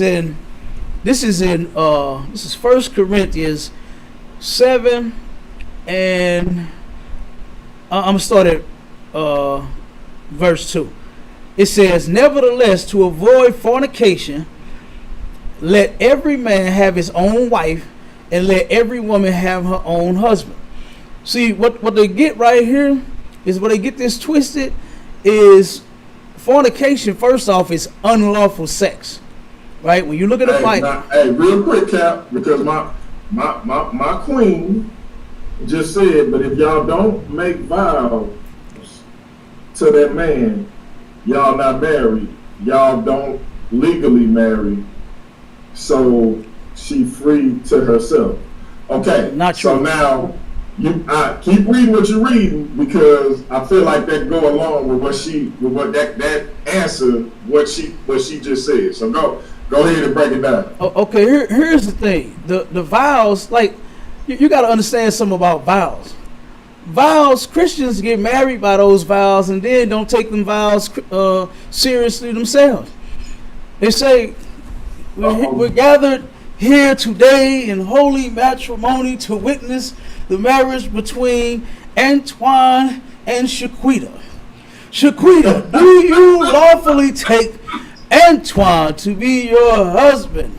Yes, your lawfully wedded husband, through sickness and in health, for richer or for poor, for better or for worse, and until death do you part. Now, they say those vows, and both of them say, I do. And she say, I do. Right? But then later on, she don't. You understand? She turned around and find out he got another woman. Now she don't. You understand? But in the vow, it's safe for better or for worse. So worse is him having another woman. What's worse than that, sis? That's what it's saying. What's worse than that? Pause, Cap, because you know what I got to do right now. Come on. You know what I got to do. Come on, Hiroshima. I know when Cap go in, I got to hit this. Oh, find my ass down before I make change. Hey, we got Andre. We got Andre the boys in the building too. When you get through. All right, don't sweat. So I mean, our people don't even stick to those vows, man. Our oppressor, the so-called white man, who you got that paper marriage from, makes you a hypocrite. You sit there and say you're going to stick with that man for better or for worse, whether he got a job or whether he loses his job, whether he get injured at work or if he got both his legs and arms and he good to go. You understand? Whether he got another woman, have a baby outside of me, or what. You turn around and then you ready to leave soon as you find out that he's got another woman or he has other children. The Christian church makes our people hypocrites. I'm going to go back to the article real quick where it says this right here. In the patriarchy, the history of monogamy, it says, Greco-Roman ideologies, values, and pagan practices and rituals were adopted as standards in holiness in the church. All of that stuff that you living by, they turn around, you know, they put the Bible down first, then they put their book, they read them vows down over the Bible. Well, you don't find none of those vows in the Bible. It's not in the Bible. That's why it's in a separate book. You understand? It has nothing to do with God. God said that oath that you are making with one another is forever. Not no, oh, I'm unhappy now. Now it's time to switch up. Now I'm going to go try to find another man. Then you go and go through the same thing with the other dude. Oh, man. You go through the same exact thing. I'm about to tell you. I'm about to tell you why they do that, Cap. Go ahead. Come on. Come on with it, dude. Where my button go?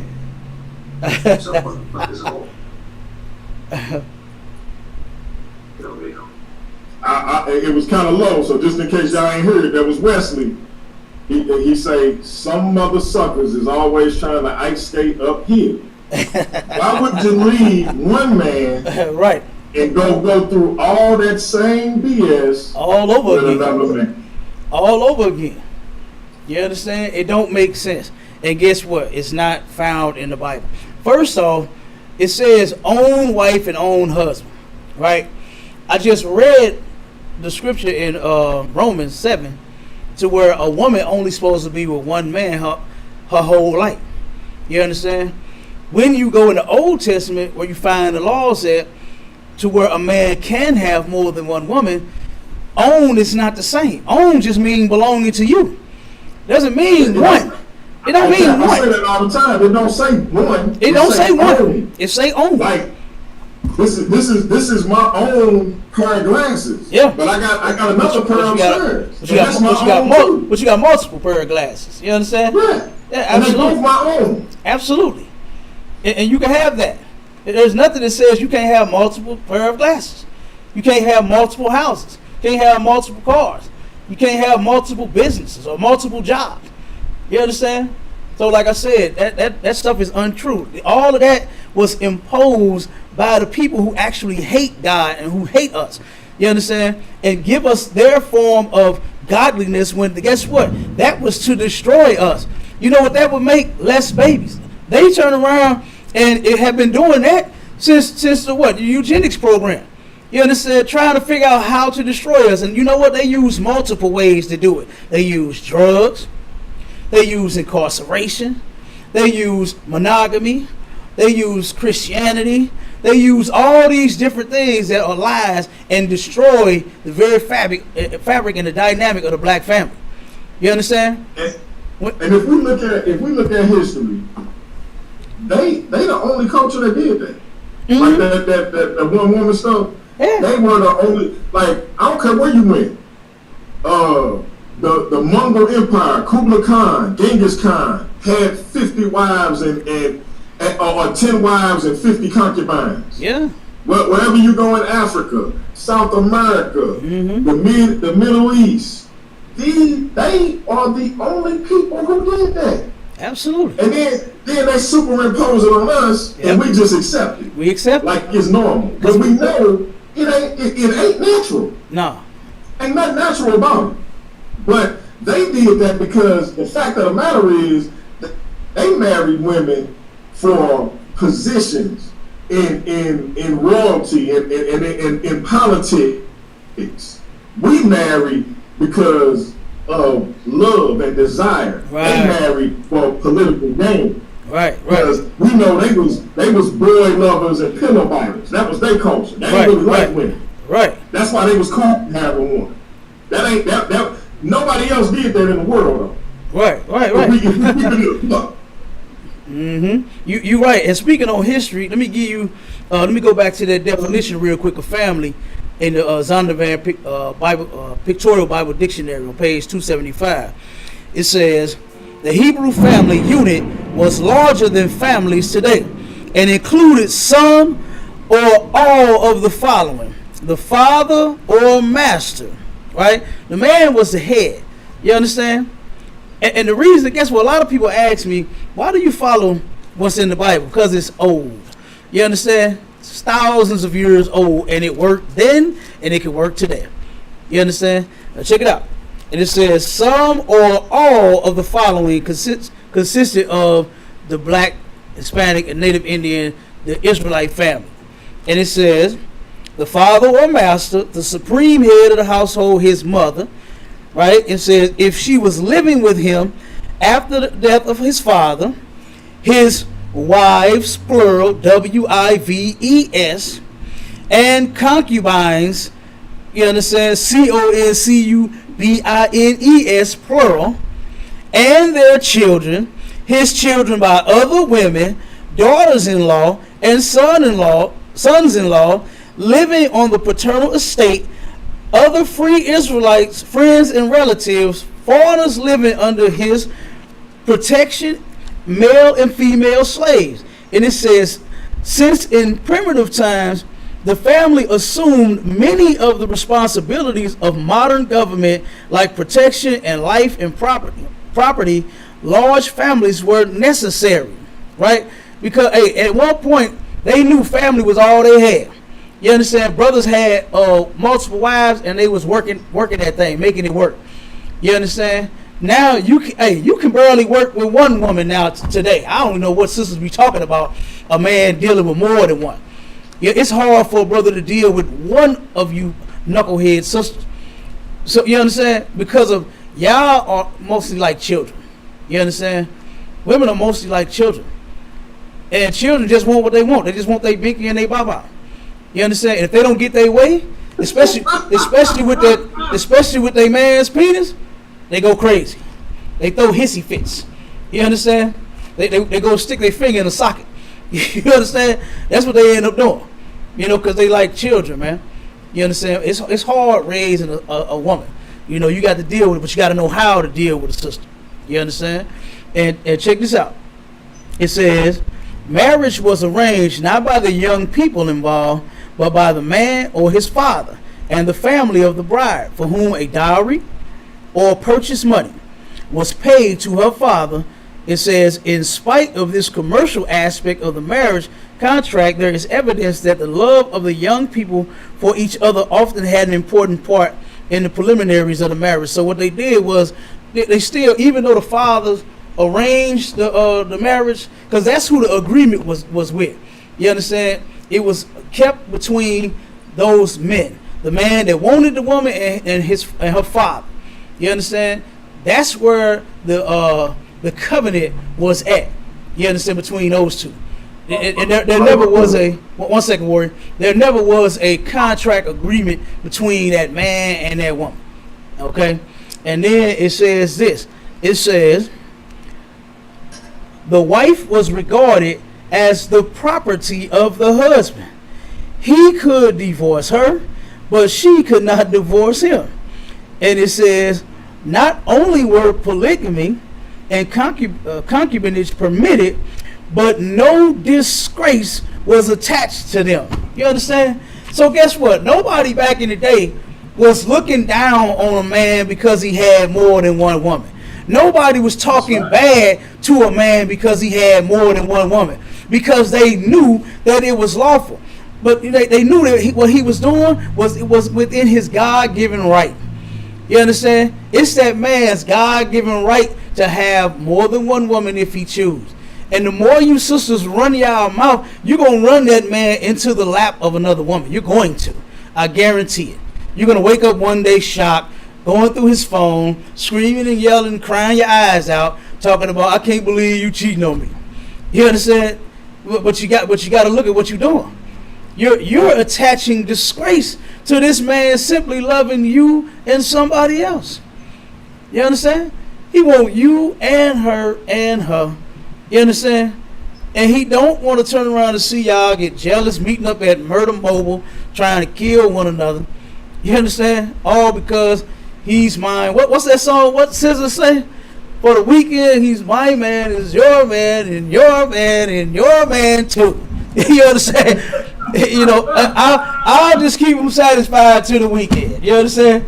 I'll have him these days, you have him that day. Matter of fact, right. Hey, Mashallah, go ahead with what you were gonna say, and I'm gonna have you pull another scripture to show you where sisters not only was like SZA today, but they was like SZA back in the day.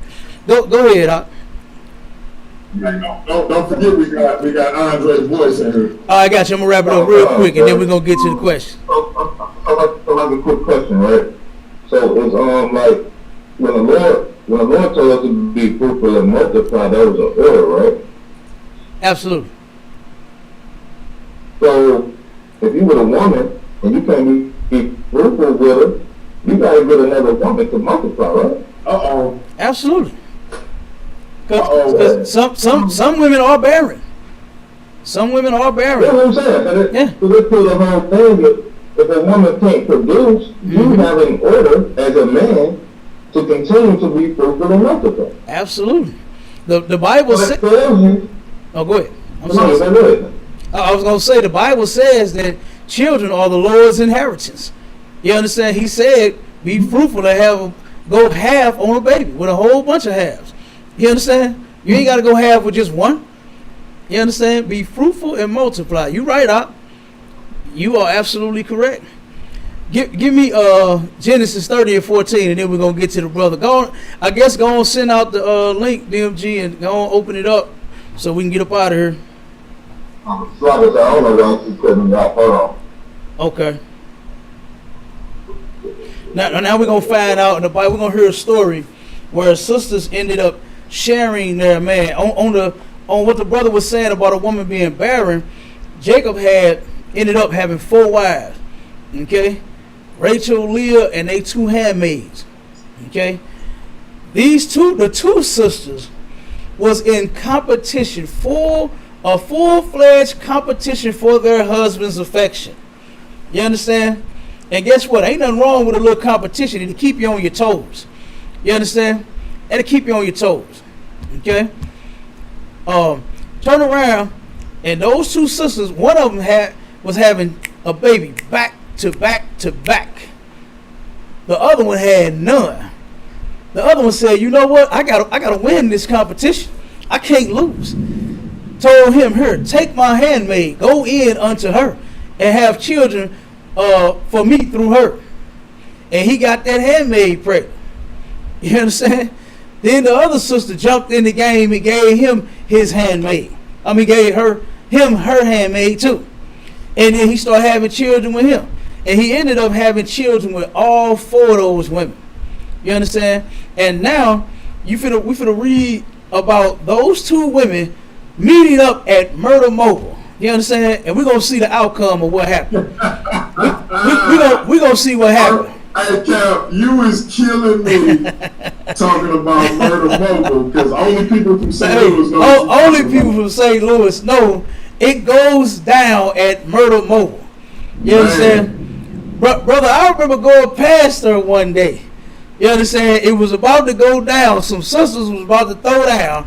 And all I saw was women in shorts, tennis shoes, and tank tops, and weave and eyelashes, and AKs and ARs and everywhere. I said, God damn. Flip flops and they snatch them off and start hitting people with. Hey, I'm telling you.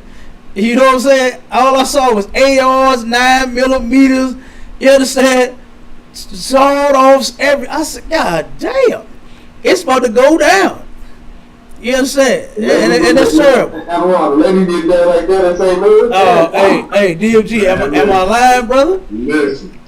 Am I lying? He's speaking the truth. And that's all I know. Live, man. That's all I know. You understand? We from the murder capital where they murder for capital. Yeah, I'm telling you. And for their boyfriend. Yeah, that too. They will do that. You understand? So go ahead, my Charlotte. Let's read this real quick, brother. Okay, come. So what scripture was Genesis 1 and 14? 30 and 14. 30 and 14. All right, just a second. Yeah, let me get it on my computer. I just got my computer back up. I no sweat. 30. 1 second. Let me get the 14. Ain't no sweat. Come on with it. Alright, the book of Genesis, chapter 30 and verse 14. Surely goodness and mercy shall follow me. No. All the days. Hold on. Genesis 30 and 14 now. Is that where you at? 30 and 14. That's what I'm at. Yeah, that's what I'm at. You sure? Hold on 1 second now. Let me make sure I got the right one in mind. 1 second. Let me check that real quick. Hold on. Alright, come. I may have given the brother the wrong script. Hold on 1 second. Now my phone tripping.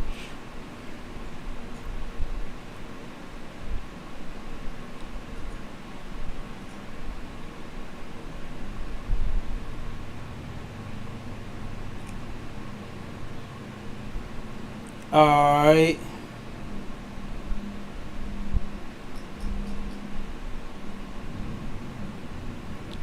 Hit that link. Yeah, you sure you at 30 and 14 now?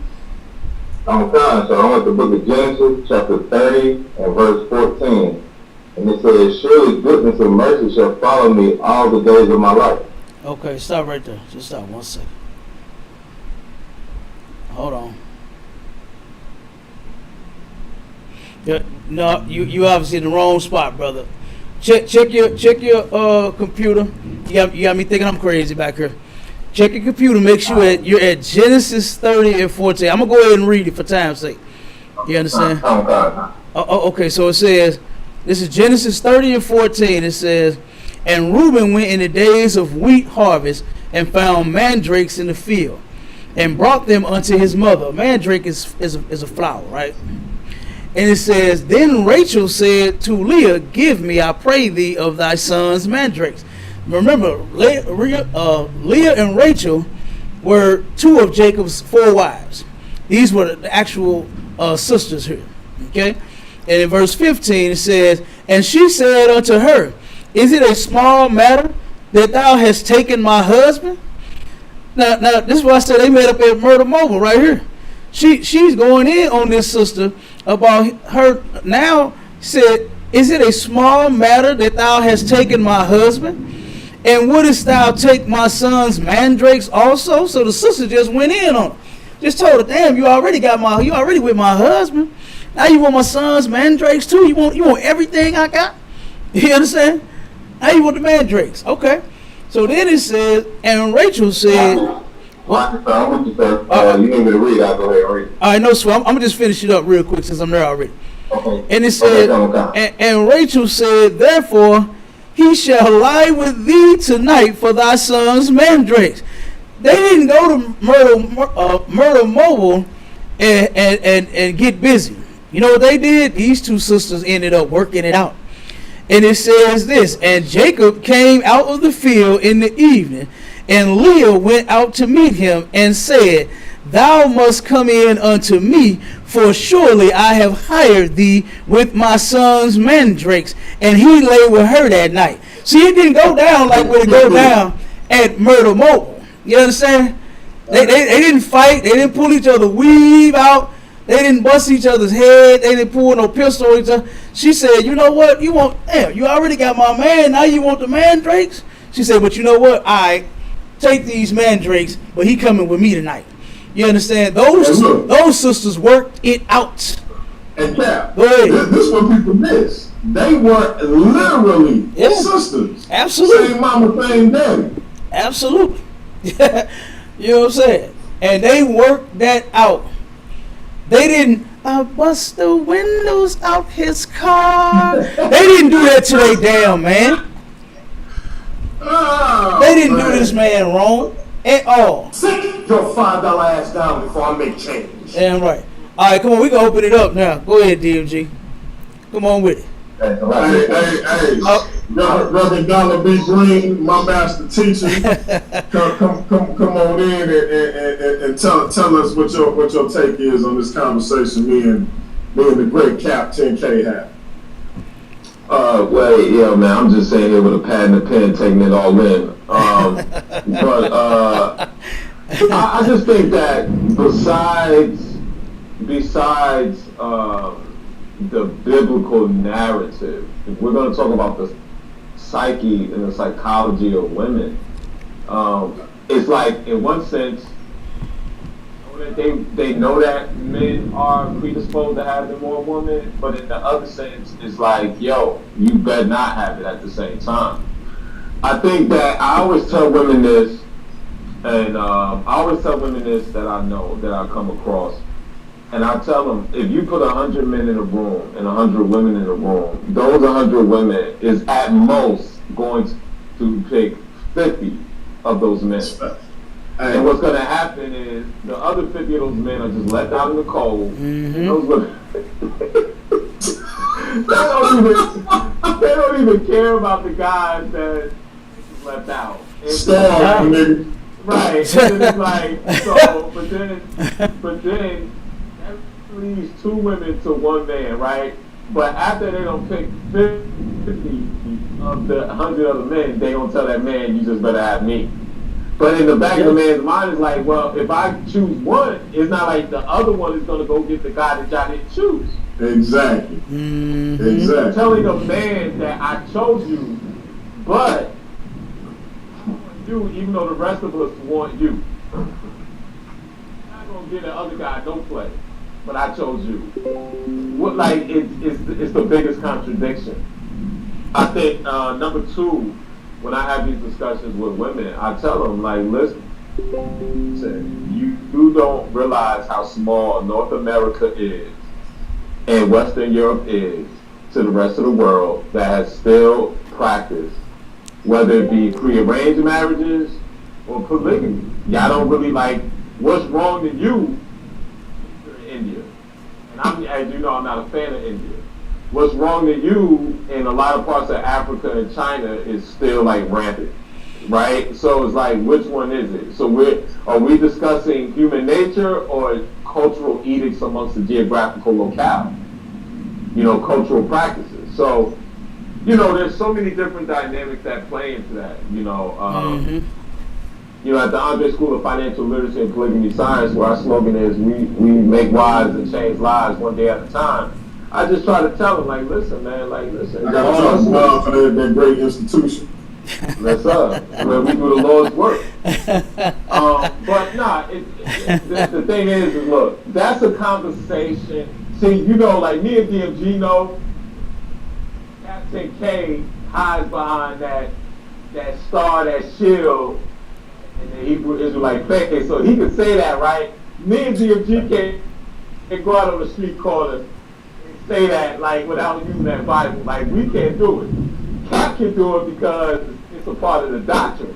We can't do that. You know what I'm saying? Like I told Captain the other day, I said, one day I'm going to infiltrate that cookout and I'm going to infiltrate the Passover. And I'm going to lead with some of them.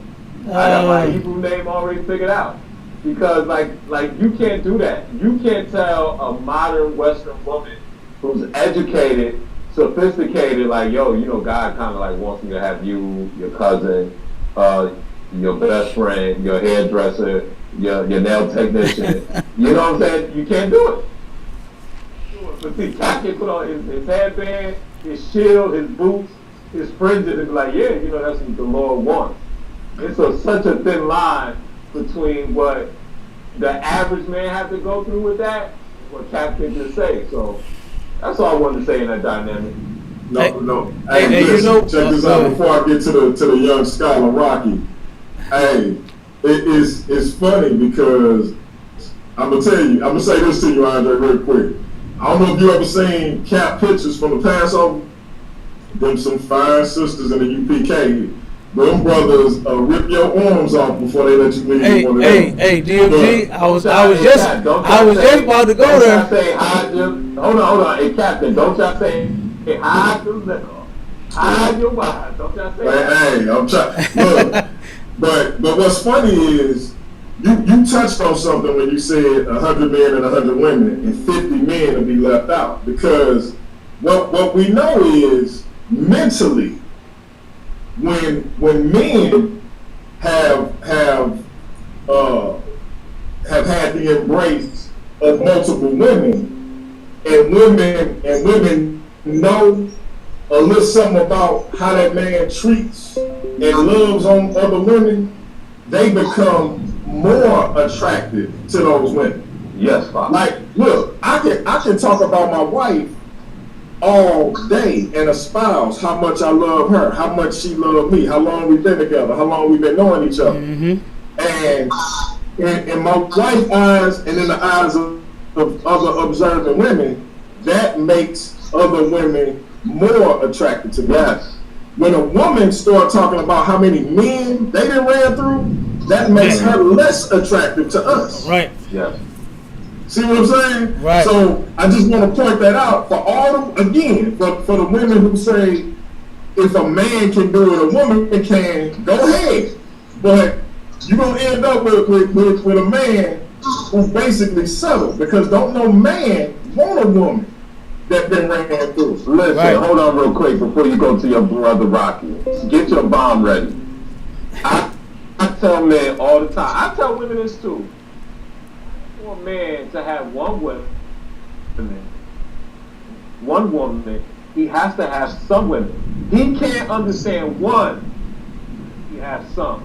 If you go out with a man, if you go out with a man on a date and he ain't had a few women in his life, he don't know what to do with you. He don't know how to converse with you. None of that.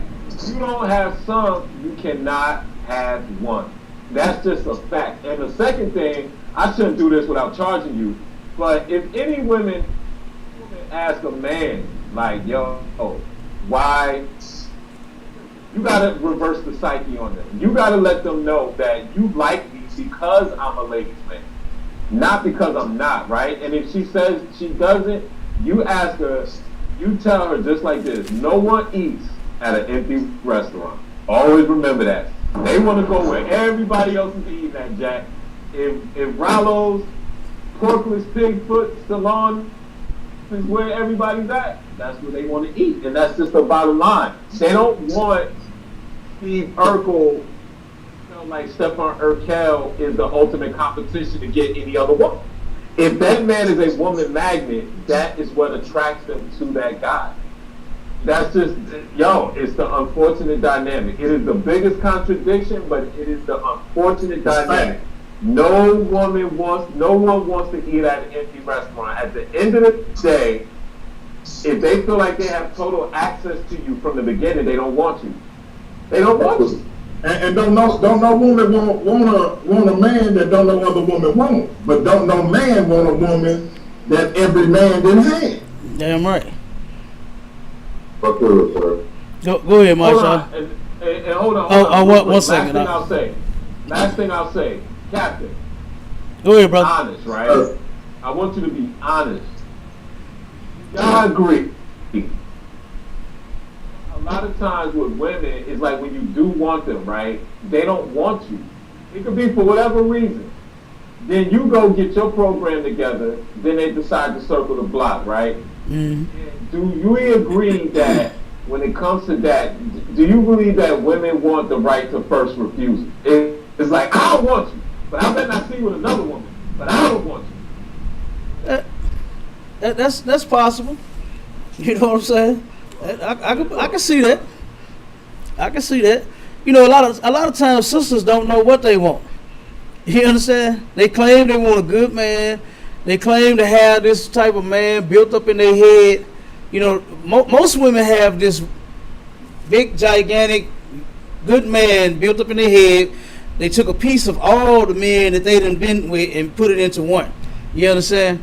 And that's their good man. Captain, you know? In most cases, Captain, the line of delineation, line of allocation or delineation or demarcation, right, is simply the lifestyle you can provide. And then if you ever go on Facebook or social media, a good man to a woman is 6'4", 6-pack, perfect hairline, dreads, 18-inch penis, got an island up bone, a frog, a dog, a solid gold bone. He got a fish tank with a swimming pool with his fish tank.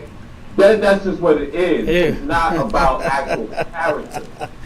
Right. Literally, it's almost like a subscription. Like you get Hulu and Hulu Plus, and you got Disney, and then you got ESPN, right? It's like, look, you got to be an ex-drug dealer that loves Jesus, that is also a philanthropist that feeds the homeless on the weekend, but got 18 baby mothers and drives a baby. That's just what it boils down to. Hey, absolutely, that's it. You know what I'm saying? Hey, you right on that. Hey, boy, you silly. You know what I'm saying? But you right though. You understand?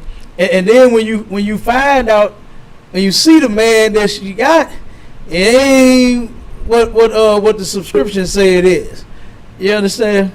And they need to stop with that. You know, just get with who you like. Yeah, just get with who you love and want, and learn to stick with him, man, and everything will be all right from there. Yep. But absolutely. But look, I'm glad DMG told you before I had to tell you that Commander Junior Hunter boy got a close eye on his daughters. You understand me? And you ain't finna make up no no fake Hebrew name coming to school thinking you gonna take a bunch of them. It ain't working like that. Let me tell you something, Captain. Captain. When I leave that Passover, you gonna say the General Honor. Sorry, General, but the devil done won this round, brother. Hey. You know, like this, came in and infiltrated. It's okay. It's all right, brother. Y'all can take one L. No, sir. It ain't happening. Okay. Hey, let's get to the young scholar Rocky. Go ahead. Hold on one What's second. up, Rock? Hold on 1 second before you go to Rocky. The brother Mike Shala wanted to comment real quick. Real quick. Oh, One go ahead, second. bro. One second. Go ahead, Mike Shala, and then we get to the brother Rocky. Nah, Rocky was good, so I know I kind of, I kind of went on a couple of different topics, but to me, and what I know, like, if you want another woman, just go get another woman. Are you scared of that woman to go get another woman? Mm-hmm. That don't make sense to me. You gotta be a chump for that. So then, if you're not controlling your household, you can't go get another woman. You don't control the household, really. Mm-hmm. She's controlling it. You know what I'm saying? Yeah. So all that, you can't go get this, you can't go, you can do it, you're a man. Don't do it the fuck you, so happy, so. Hey, I'm telling you, that's that ICP talk. Yo, I'm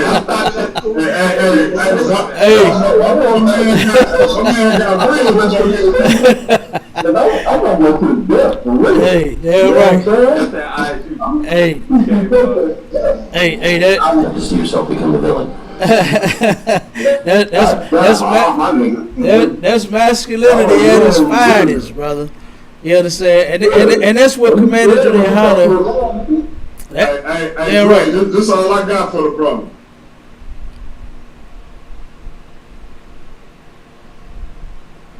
Hand clap for that man. Get a lot of round of applause, man. Salute. Hey, look. What's up with it, Rock? Hey, can you hear me? Yes, sir. Alright, I just came by to say what's up. You know what I mean? Show some support for the show. Shalom, brother. Appreciate it. I don't really have no opinion, to be honest with you. I feel like to each his own. You know, I feel like as a man, you want to have more than one. It should be a responsibility to be up front and say that at the beginning. And, you know, as long as we have your business, you know, to each his own. But that's all. Just come about showing some love. Yeah, damn right. No doubt. Right on, brother. Appreciate I'm it. gonna inbox you. I got a conversation. I think you might be interested in. You familiar with not Ratchet Craig, but the other Craig?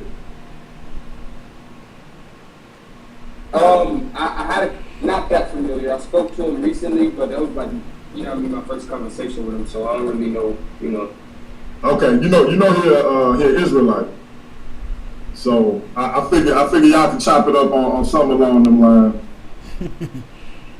Very intelligent brother though. So yeah, I mean, it'll be depending on the topic. You know, I ain't just gonna debate the man's belief system, but if we it ain't gonna even be a debate. It's just gonna be a conversation. I might just let y'all rock, or I might, if y'all think it needs to be a moderated convo, we'll do it like that. But I think with the two of y'all could just rock. Yes, So sir. we'll see if we come up with something. Yes, sir. All right, man, I definitely appreciate you coming through as always. Damn right. What happened to the sister, DMG? The sister that wanted the link. I don't know. I had sent it to her and told her to come in. Let me see if she in there. She didn't respond. Yeah, she ain't even responded. So, yeah, I guess she ain't coming in. So.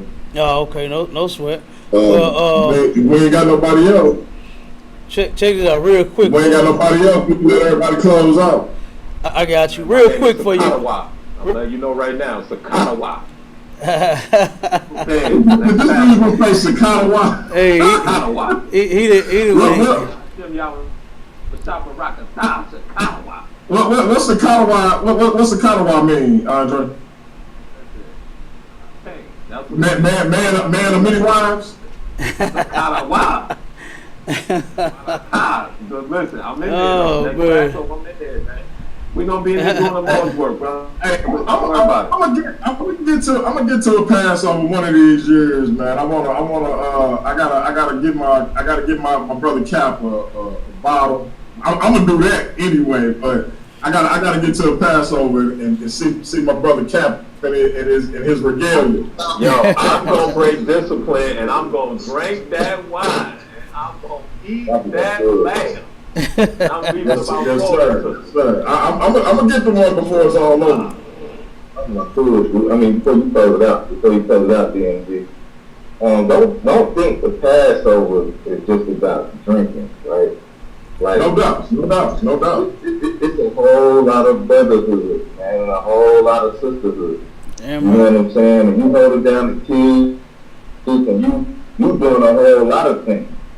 It ain't just about drinking. You know what I'm saying? We gonna eat that lamb. We damn sure eat that lamb. You know what I'm saying? We damn sure gonna do that. But the brotherhood has been shown. You got brothers coming from many states. And you got brothers coming from California, coming to Florida, from New York to Florida, from this and that. That's brotherhood, man. You don't get that in the black community, man. But you do find it in the ISUPK. You know what I'm saying? Damn right. You damn sure find that. And I get up at any point in time and go find my brother. Like Captain DeGaulle. Lord Bedlam caught me right now and I'm getting up and doing whatever you need to do. Because that's brotherhood. This is what we have in this school. Everybody don't have it. Everybody don't have it. You know what I'm saying? So I learned right there. That's facts. Damn That's right. facts. I was hoping. Andre, I'm gonna hit you up about the podcast, man. I still want to get that No interview. doubt. Yeah. But I've been to y'all cookout in Harlem before. I don't drink lamb, but in order to get some of them beautiful, Sakatawa will be in the building. You better believe that, Jack. Yeah, all right. Hey, I was hoping that sister Miss Lamb came in. I seen her in the chat on your other show. You talking about Monica? Yeah. Talking about Monica, Andre? Oh, that's the one who was trying to get in.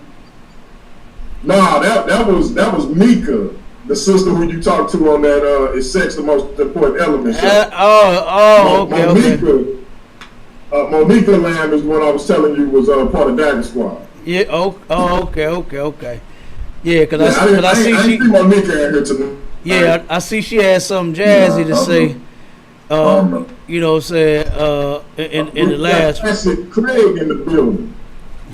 We got a fellow Israelite in the building. Classic Craig. Yes, sir. Representing from Dallas, man. What it do, panel? What's up, man? Shalom, brother. Yo. What's cracking? Hey, real quick, Cap, you should have seen Classic Craig actually go and act Sabio on your behalf, man. I meant to tell you about that, I forgot.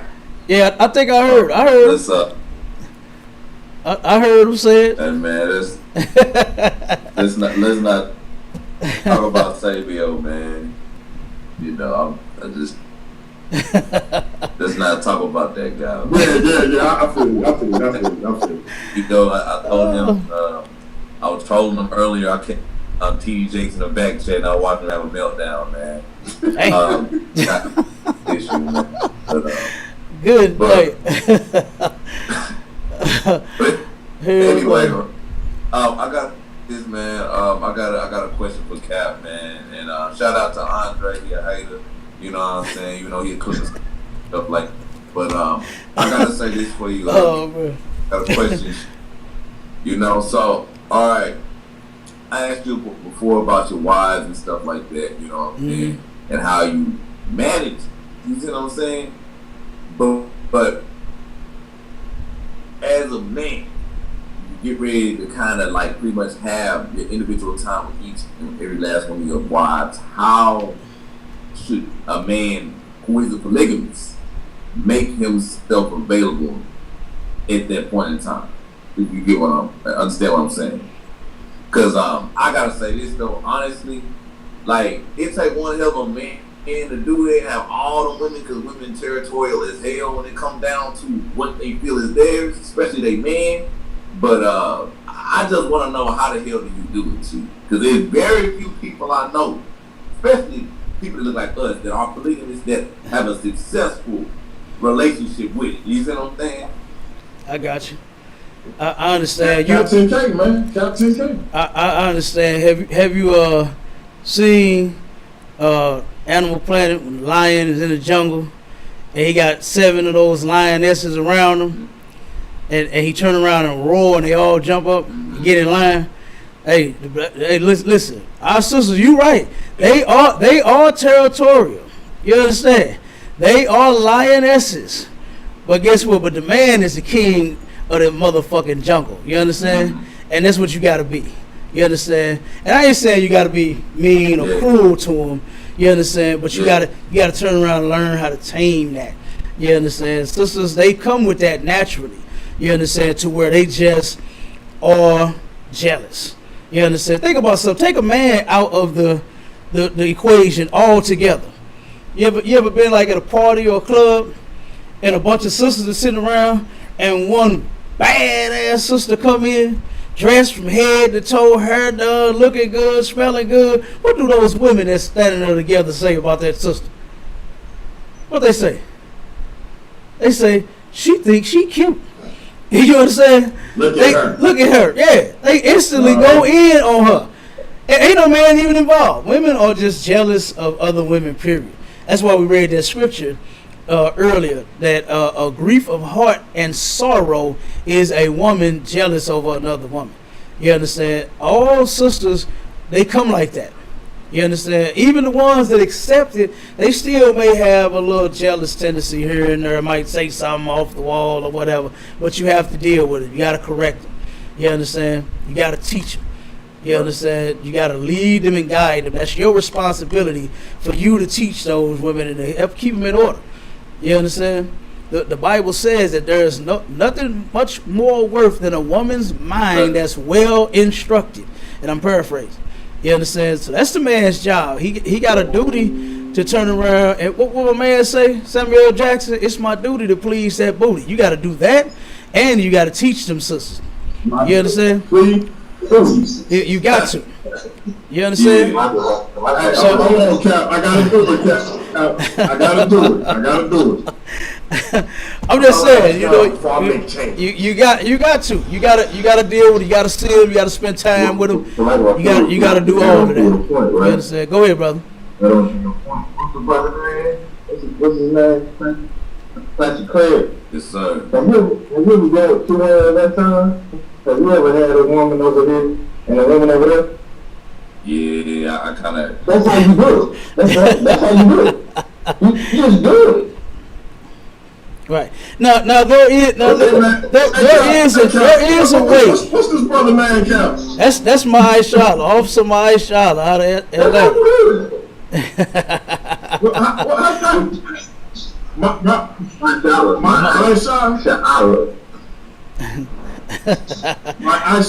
Hey man, look. Hey Cap, I need you to bring this brother on more often, man. Hey, he be on.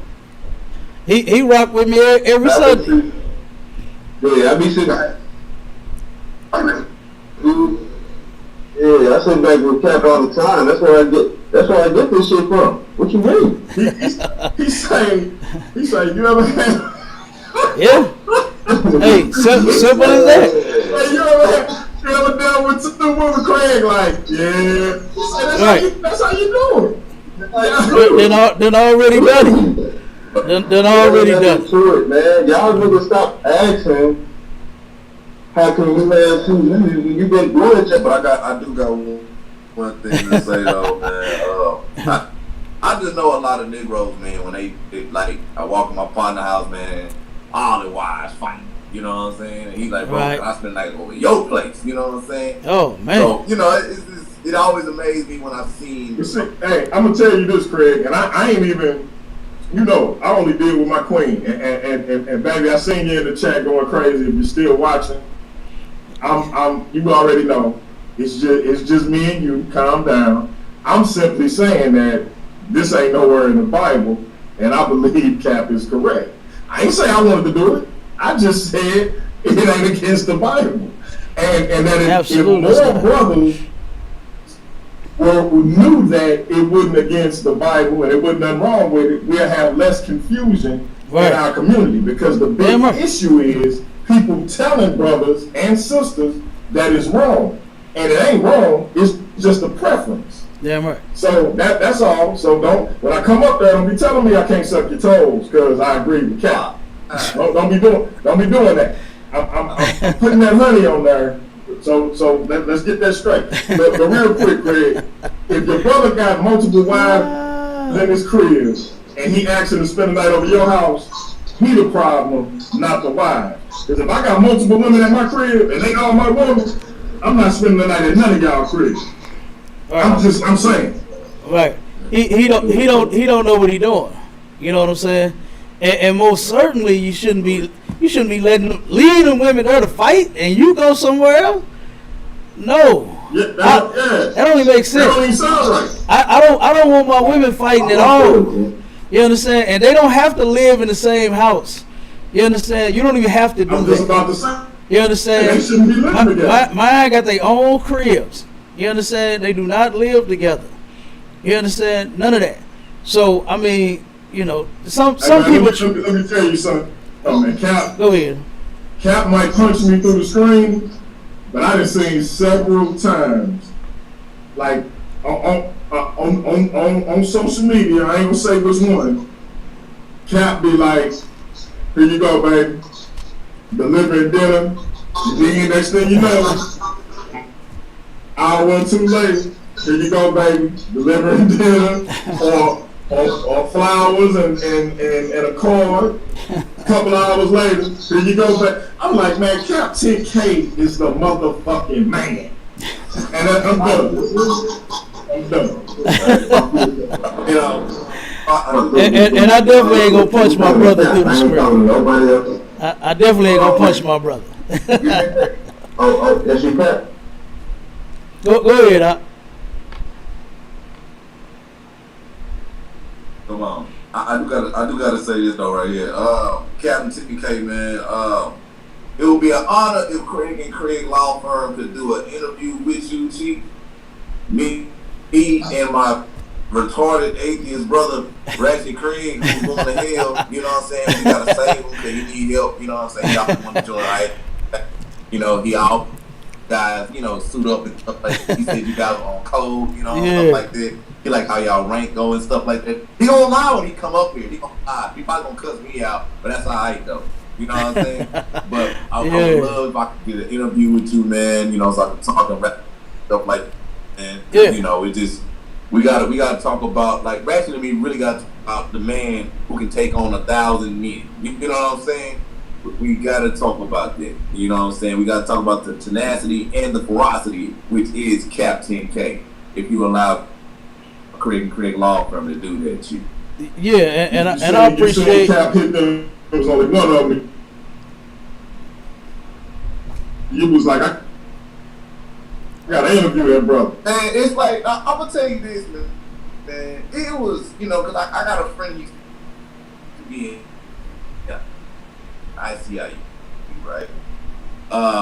You know, the purple PD. That's what we call it. The purple PD. That was like, I showed him the video. He said, "Yeah, man, that was." That's why I tell JJ, shout out to JJ. That way I take my shout out back. Now I'm taking. Nah, ain't no to JJ ass nigga. He not getting no respect over here. Oh yeah, so that's why I took it back. But that's why I was telling Jay. I said, "Yo, man, you can't fuck with Cap, man, because you would have ran away at this crazy shit. I don't know what JJ would have did, but it wouldn't what Cap would have did. Cap, he stood his motherfucking ground. So that's why I had to say, yo." And was cursing. It's 8 of them on him, and he called some bitch ass. Like it's 12 of them motherfuckers on him, and he still bitch ass. Like, hey, listen, let me tell you something about this situation. Let me tell you something about this situation, right? If you got 20, 30 niggas on 4 niggas, and you call the police, you are not the one. You kind of sound like the loser to me. Man, the loser. That was because you were scared to let my brothers up, and if you let my brothers up, know it was game time. You know what I'm saying? So that's why that's not even the promo or whatever they pushing. That's not nothing. That's nothing. You know what I'm saying?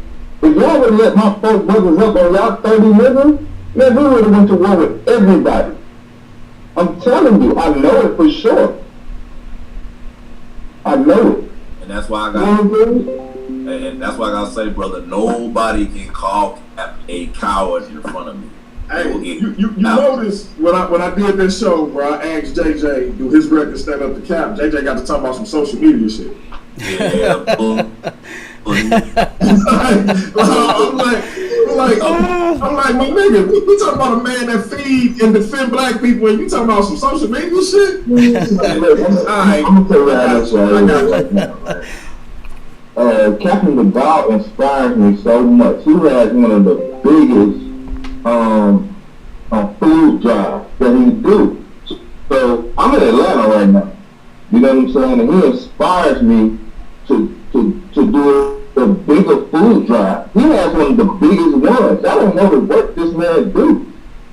This nigga this brother is amazing. You can say nigga on here, my dude. Yeah. I know. I just gotta.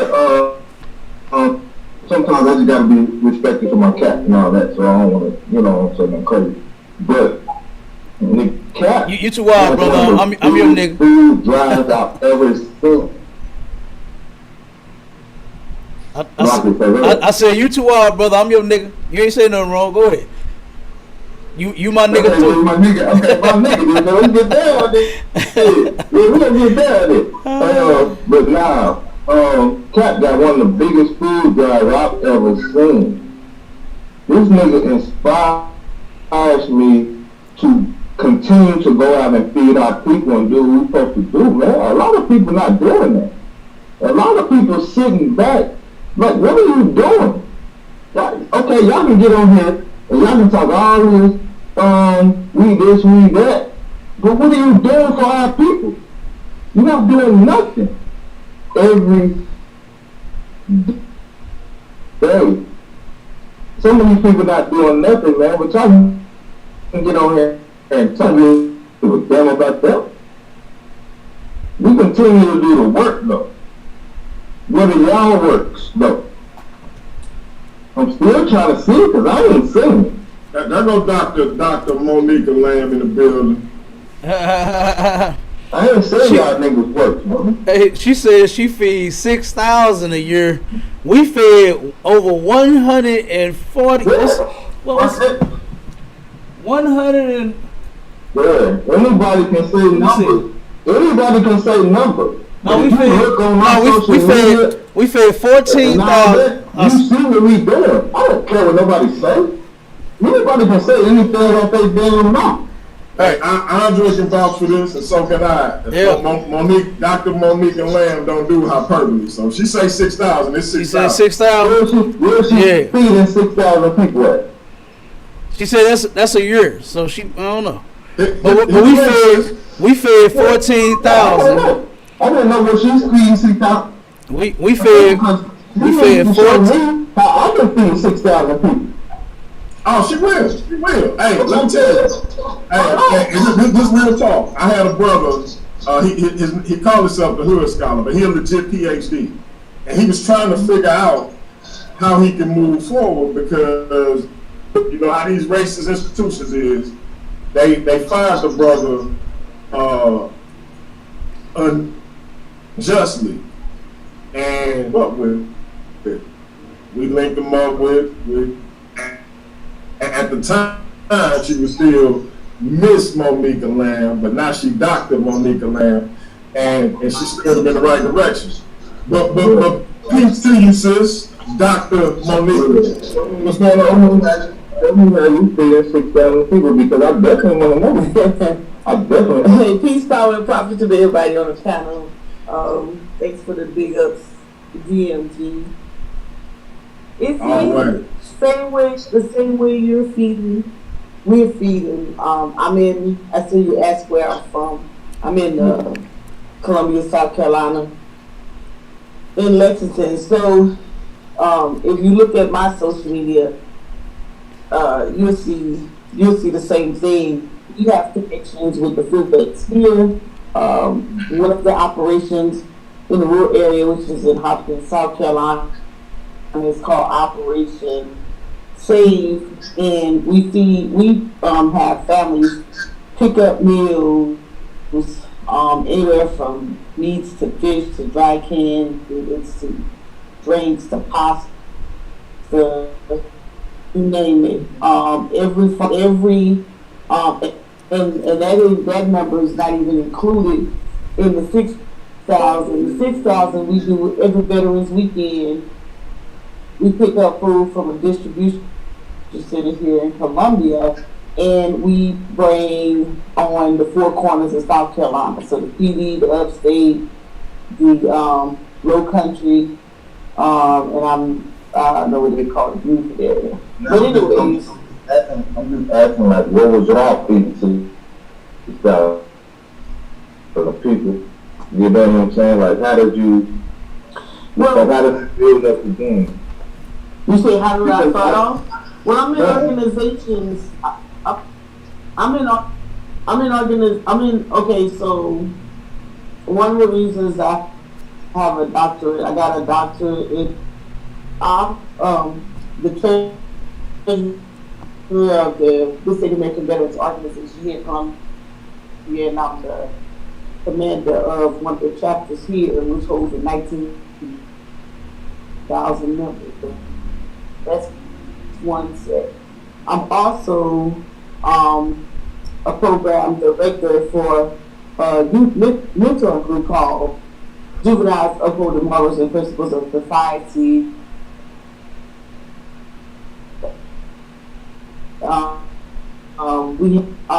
Where we go out and mentor and execute best classes with the kids.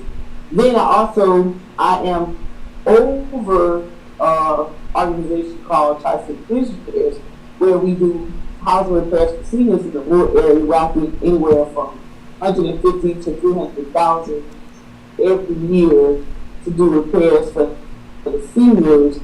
So that's another audience that we have. I'm also affiliated with a program called School to Hope Feeding Program, where we feed after school, and we also feed during the summer. And this year we're taking on a project where we will be feeding homeless kids.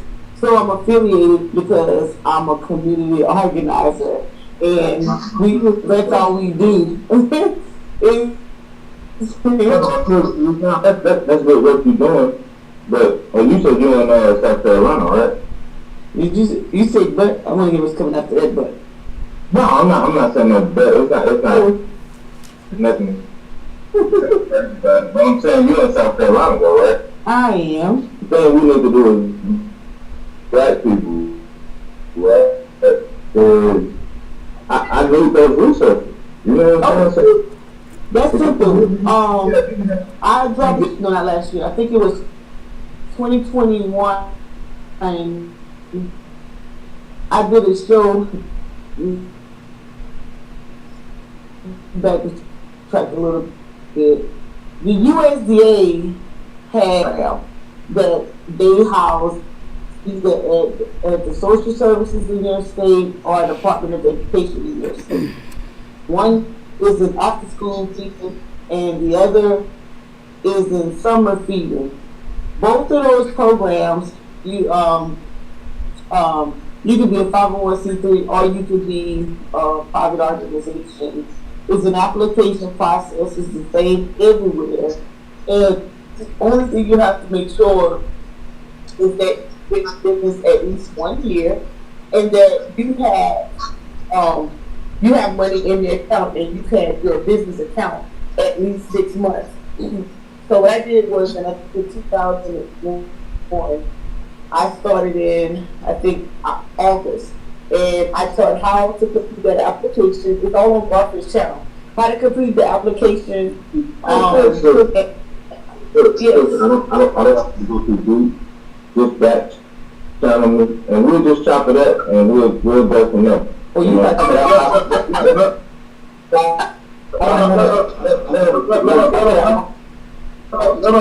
finish, bro, because this actually some important information, and she do teach every Wednesday over on Garfield channel. You familiar with Garfield Academy? But yeah, go ahead. I'm gonna make sure we link you up with her, either directly or through chat. Right. So yeah, let me see if I can make it start. Okay, yeah, so those two programs, once you complete the app, you've been in business a year, you complete the application program, then you're allowed to be what they call a sponsor.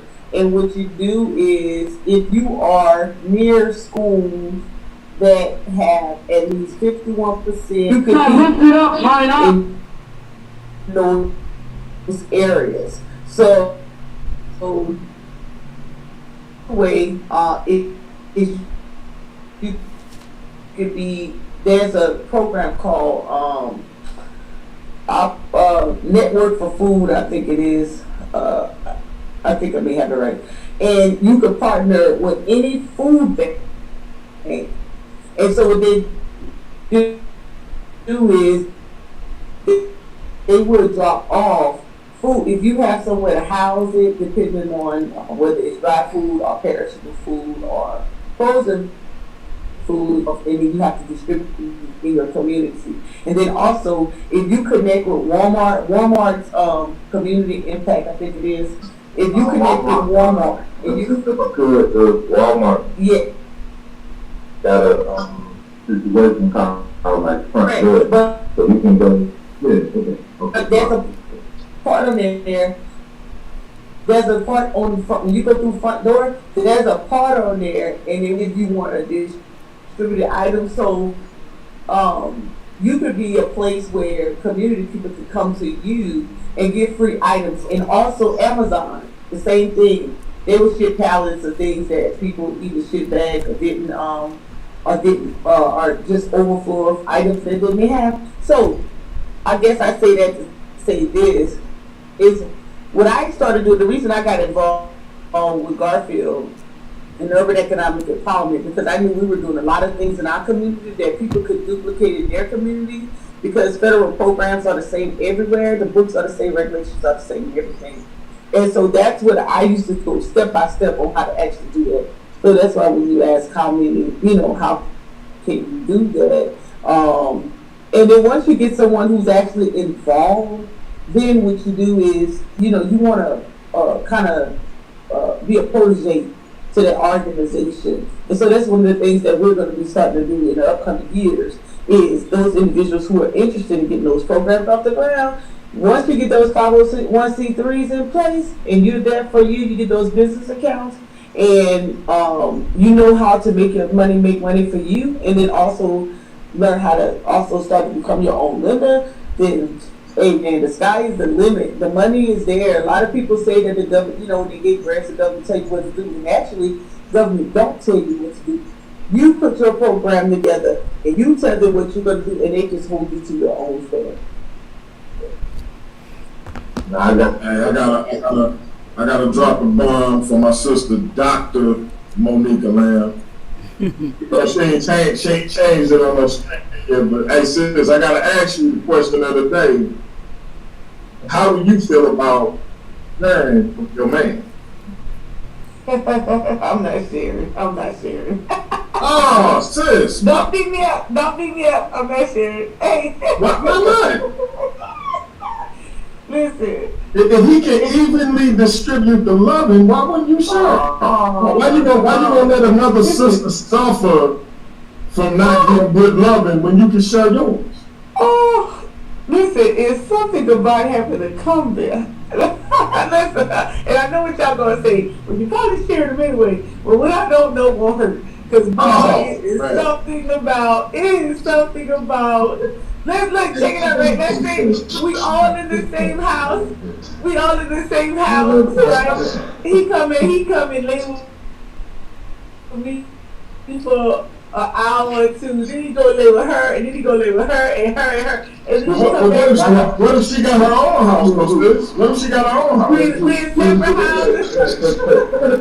He doing it anyway. He's doing it anyway. You know what I'm saying? I definitely don't want to disrespect nobody, right? So, if you was with a man and you couldn't have no more kids and he wanted more kids, would you let him go? That's a good question. No, we That's a good question. So Hey Cap, I like this brother. I almost like this brother as much as Officer Cut-em-up. Oh yeah, that's my brother. This brother asked a good question. Damn right. I learned from the best. For real. So initially, I had already had that conversation in the beginning, and so one of two things would have probably happened. He had to change your heart along the way, and we already decided, there's gonna be some things that I can tolerate compromise, and I probably just not gonna be able to deal with. So if we had, I wouldn't do it. I wouldn't do it. Give me a second. Oh, what would you do if he went out and had another woman and had a baby? What would you do? Would you leave her? No, it depends on I wouldn't leave her because I don't have an issue with babies. But if he decides that you don't have a issue right? Oh no, I'm not doing no sex. Right? I can't do But if a man, walk with the brother though, I'm sis. walking. I'm walking. If the man was with you, right? Y'all been together for however many years or whatever, and he went out and had a baby by another woman, you would stay with him or would you leave him? It depends. If he decide he want to go and be with that woman, then we would split ways. But if he had to take care of it, I ain't gonna crucify him. I ain't gonna crucify him because he went and laid down with Whoa, wait. Hold on 1 second. Hold on 1 second, my Charlotte. You said hold on. She said she not gonna. Hold on 1 second, since I'm trying to understand what you said. You said you not gonna crucify him because he laid down with her. Did I hear you correctly? Yeah, that's it. But you gonna crucify him if he decide on being with her? No. Huh? No, we gonna just part ways. That's what I'm saying. That's what I'm saying. Now see, hold on 1 second. Hold on 1 second. 1 second. If I can say this real quick. If I can say this real quick, that's the problem. Sisters don't want their man to be responsible with another woman. They don't mind you going to go get you some. You just said that yourself. You can go and sleep with somebody and have a baby by just as long as you ain't trying to be with them. How much sense does that make? How much sense does that really make? Huh? Why wouldn't you want your man to be responsible? That's not what Why wouldn't you want your man to be responsible? The same way he taking care of you, he gonna take care of that woman and that baby as well. Why would you allow him to be negligent? Why would you be okay with him turning around and saying, "Oh, you just had sex with her, just got her pregnant. That's cool, but you trying to be with her? Oh no, we finna part ways now." That don't make no sense. I don't even think that really makes sense to you. But listen, we take it. Let her respond, Cap. Let her respond. Go ahead. Oh, it makes perfect sense to me. We take it, and first of all, first we're gonna be taking care of each other.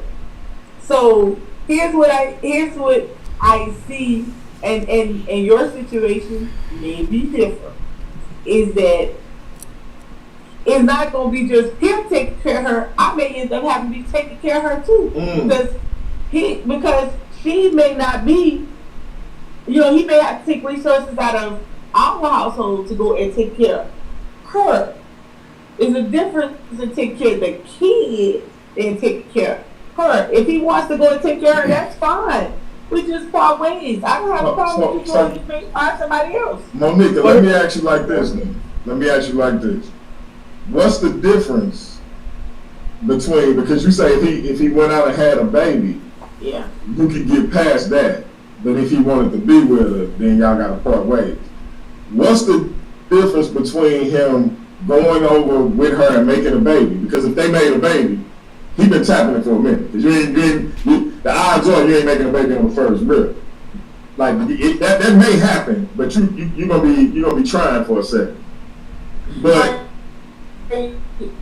let's just say, so let's say he make that baby. What's the difference between him making that baby, coming to you and saying, hey, I messed with this chick, I got her pregnant, I'm gonna handle my business as a father, but I don't want to be with her, versus, hey, I got a baby with this chick, I'm gonna handle my business as a father, and she gonna be my mother. Because he already hit it, and if you willing to accept him hitting it and having a baby, how can you accept him having her as a second chick? Well, because I probably didn't know he. Oh, that's some feedback. I probably didn't know he hit it, and so hold on, Marshall. Logical, and I just feel like me knowing that that's going on psychologically, that would just mess with me, and I just couldn't do it. But if it's something I didn't know and it actually happened, then I have to take the scenario and cross the bridge as it goes. But me knowing, oh man. So technically, you would be more comfortable when he was lying to you. Absolutely, she would. Start telling the truth. Absolutely, she would. Well, yes. I don't know her. And you know something.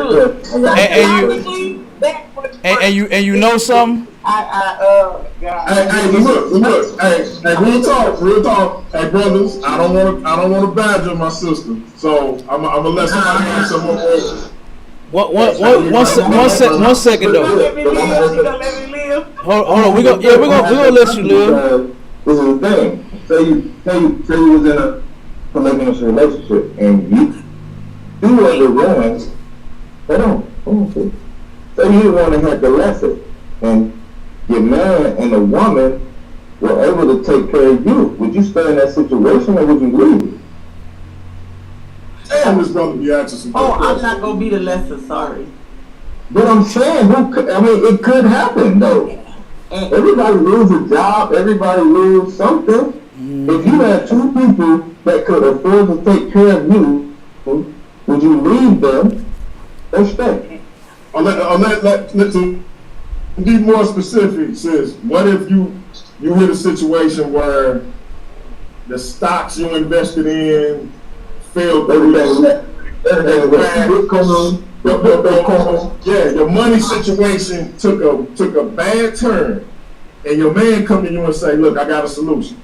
I got this sister over here, we've been rapping, she want to be a part of our family, she willing to hold us down, but we got to integrate her into our thing as a sister wife. Would you be comfortable with that? No, mentally I can't do it. I can't do it. Listen, y'all giving me anxiety talking about it.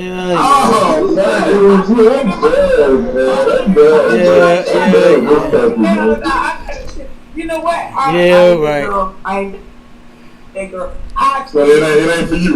It ain't for me. I can't. Listen, I feel nauseous right now thinking about it. I gotta go. It ain't for my queen either. I know I'm gonna have a hard time putting my lips on them toes tonight, just because I'm having this conversation. So I get it. I'm gonna have to do some kissing up. Look. Hey. I just said. Look what my queen say. Hell no. So high five, sis. High five. But look, DMG, she is comfortable with him lying to her though. DMG. I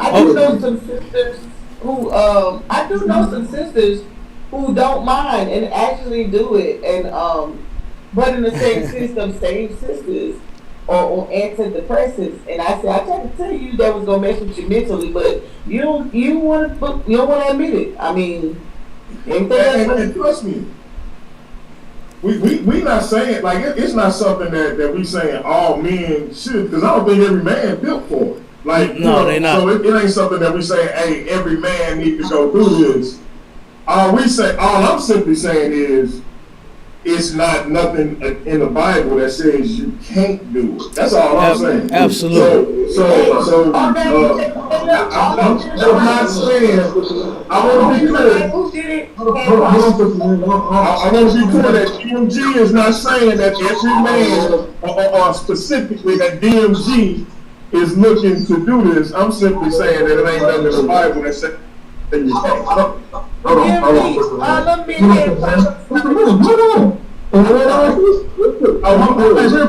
Real quick, bro. What was that last point you said, Monique? I said all the men who had, all the women had problems. Okay. I've heard that before. Go ahead, bro. Alright. The Lord told you to be fruitful and multiply. What are you supposed to do? He didn't tell me I ain't talking to you. I'm not talking to you, sis. Hold on. I'm sorry. Yeah, no, you want me to answer that, bro? Like you dealing with a masculine man. You know what I'm saying? You dealing with somebody gonna tell you to shut the hell up. You know what I'm saying? So DMG, if the Lord, and I don't know if you believe in the Bible or nothing like that, but if the Lord tell you to be fruitful and multiply, are you supposed to stop having sex to not be fruitful and multiply? Hey, listen, I ain't about to stop having sex until my heart. Yeah, but if your woman cannot be fruitful, what are you gonna do? We have been fruitful. No, but I'm saying when she said, like, if she stops, right? If she stops being fruitful, maybe she can't have kids no more. Maybe she can't. You know what I'm saying? And when she brought up, what are you to see? I'm not trying to put no kids in nobody else anyway. Understand. Let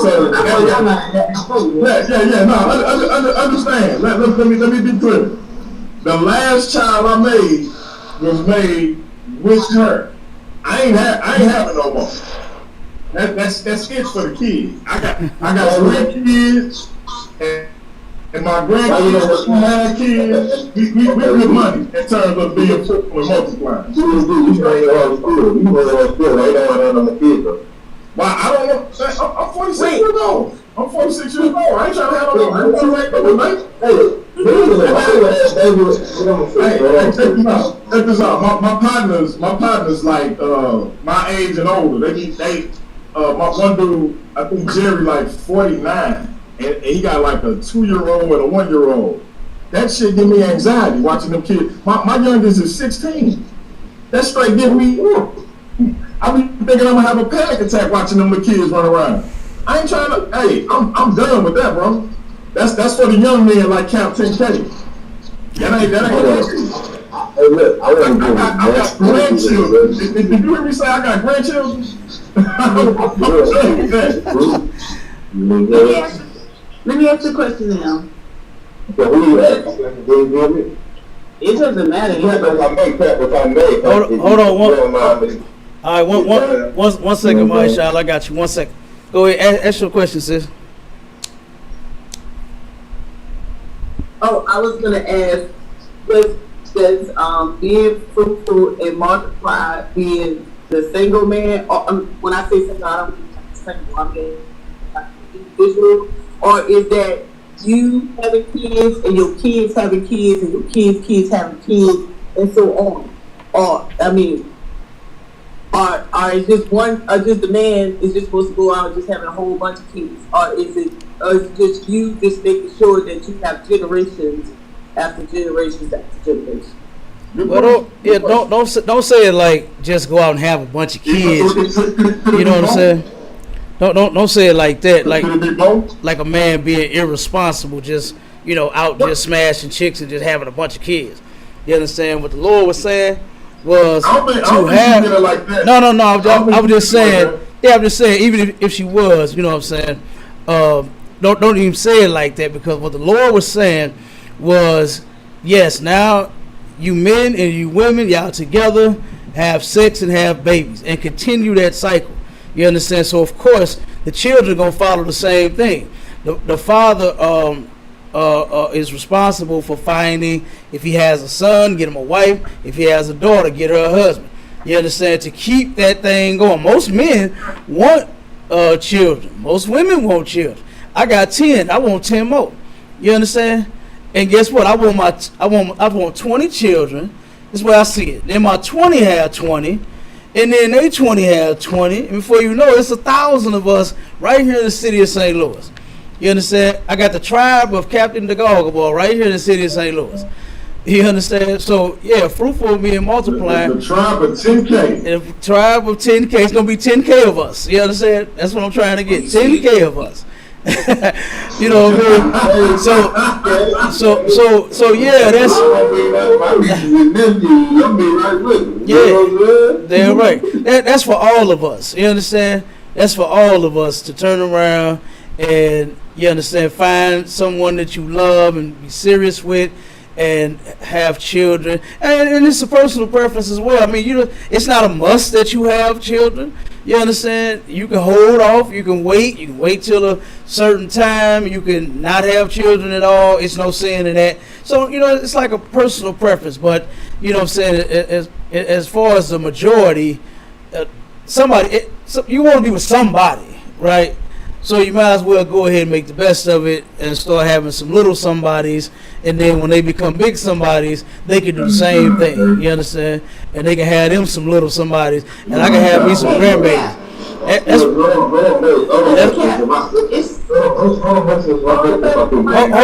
Hold on, Mashallah. One second. Let the sister.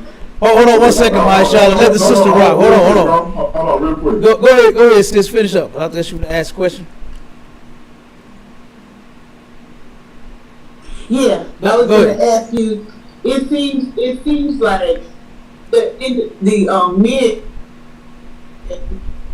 who are more interested, and you can correct me if I'm wrong, but it seems like the men who are more interested in polygyny are those who aren't able and aren't responsible enough to sustain off themselves. You know something? And it appears that they are better. Hey, Cal, let me ask you, Cal. Hold up. Hey, Dr. Monica, you know why? Cal don't like this. Because they not in the ISUPK. Absolutely. Now let me. I heard that. Oh, go ahead. Let me tell you what I heard. Go ahead. What you heard? I heard that that the women are the ones taking care of the ISUPK men. They're coming with the bread and sustaining the household, while you are all out there, doing the ministry work. That's what it's a commitment. Hey, Cap, you gotta tell my sister. You gotta tell my sister about them 50 LLCs you got, bro. Man, hey, look. Can I jump in on this one real quick? Hold on, Marshall. I got you 1 second now. Who did you hear that from? Literally got 50 jobs. Who did you hear that from, sis? Because you know what, I think a lot of people make up stuff in their head. So who did you hear that from? Well, I can't quite remember who said it, but I remember having a conversation. Probably, I don't know, it could be early 2000s, but I mean not 2000s, but maybe early to 2020s, maybe late teens, and this conversation always come up. No. It wasn't on the internet. It was in person. Oh. It was in person. This conversation just don't come up on YouTube. It comes up in everyday life.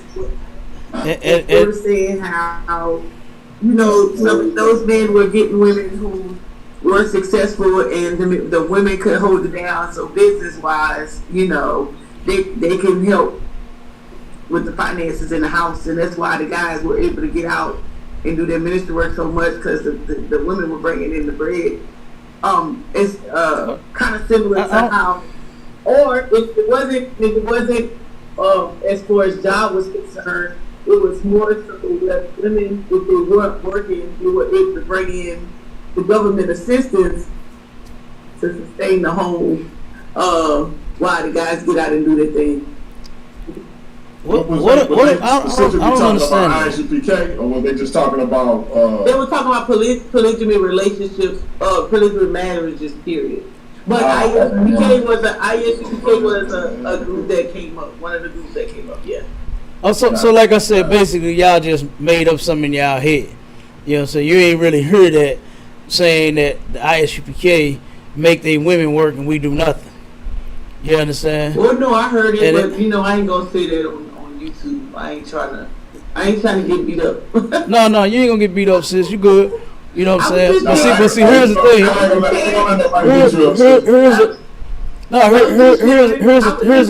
Here's the thing though. I don't know nobody beat you up, sis. That squad's still up. Here's the thing, man. First off, when you go in Proverbs 31, right, and it speaks of that virtuous woman. You know what a virtuous woman is? It ain't like what the Christian women in the church think, is that it's just a good-looking woman. You understand? A virtuous woman is a woman that has skills, right? And in Proverbs 31:11, it says that the heart of her husband doth safely trust in her, so that he have no need of spoil. And you know what spoil is in that context? It's money by evil means or gains, right? To where you done sold some dope to get this money, where you done robbed somebody to get this money, you done did something illegal or something harmful to somebody to get some money. But you know what this virtuous woman does? Guess what? Her man, he ain't got to worry about no paper, because she's coming with something. When you read that story, you know what I'm saying, and you turn around and see and hear what that woman does. She has a business. She has all kinds of things. You understand? She sells items. This woman ain't just sitting around. Hold on one second. This woman ain't just sitting around twiddling her thumbs talking about a man got to take care of me, and she does nothing. You understand? Our sisters are the only women on the planet that has been, I'll say, tricked with that voodoo and that nonsense that a man is supposed to work and do everything for the woman, and she has to do nothing but look good. You understand? Nowadays, women are lacking on all of their duties. They don't want to have sex. They don't want to have kids. They don't want to clean up. They don't want to cook. They don't want to do nothing. But then they want the man to turn around and do everything for her. You understand? They claim that they want a traditional man, but they're not even traditional women. So traditional women wasn't women that just stayed at home and did nothing. Sisters turned around, and guess what? They brought that, just like the example that I gave earlier with the lion and the lionesses. Do you know who does the hunting and who gets to kill? The lionesses does. And the lion sits there and watches them to make sure that nobody bothers the lionesses. You understand? That nobody harms them. But they go out and what they like to say, bring home the bacon, or well, it better be turkey bacon in this case. You understand? But that's what it is. And women, guess what? There's nothing wrong with them contributing to their household. It's nothing wrong with that. You understand? However a man sets up his house, if his woman, it's a sister that was in our school, she just passed away. This sister made $96,000 a year. She said out of her own mouth. You understand? She said, I'll be damned if I let my husband work. This was her choice. You understand? She said he already has enough on him doing the work of the Lord. She said he ain't finna go to work at no man's job. That's what she said. So if that's what she wants to do for her husband, by all means, do it. You understand? And more and more women should think that way. We could turn around and build more together, you understand, by putting the things that we have together and making it grow. Not just turning around and saying, well, the man's supposed to do this, and you got the women working and he's sitting at home chilling, like what you said in the last text, to where men just sit around and do nothing. You understand? I actually inspired my ribs to turn around because I've been owning a business. I've been owning businesses since 2006. You understand? And turn around and now some of them got their own businesses. They got good jobs. They in school. They doing all kinds of things. And we're going to build these things together. Not just take exactly what I got or just what she got. We're going to turn around and make some shit grow.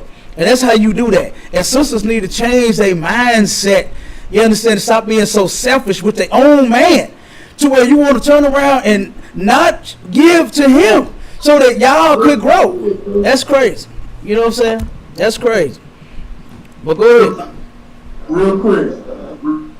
Let me, you know when Cap get on the roll, I gotta hit this.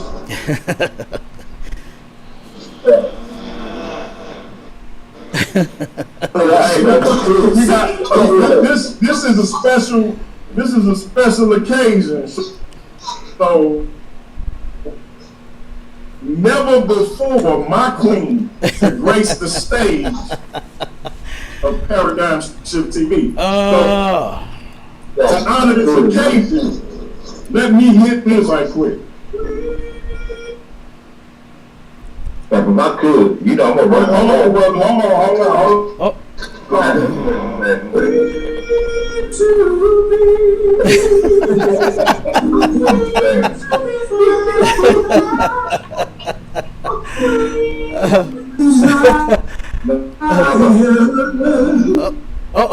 Mr. What is player Rico Suave? You know what I'm saying? The player from the Himalaya, get a DMG.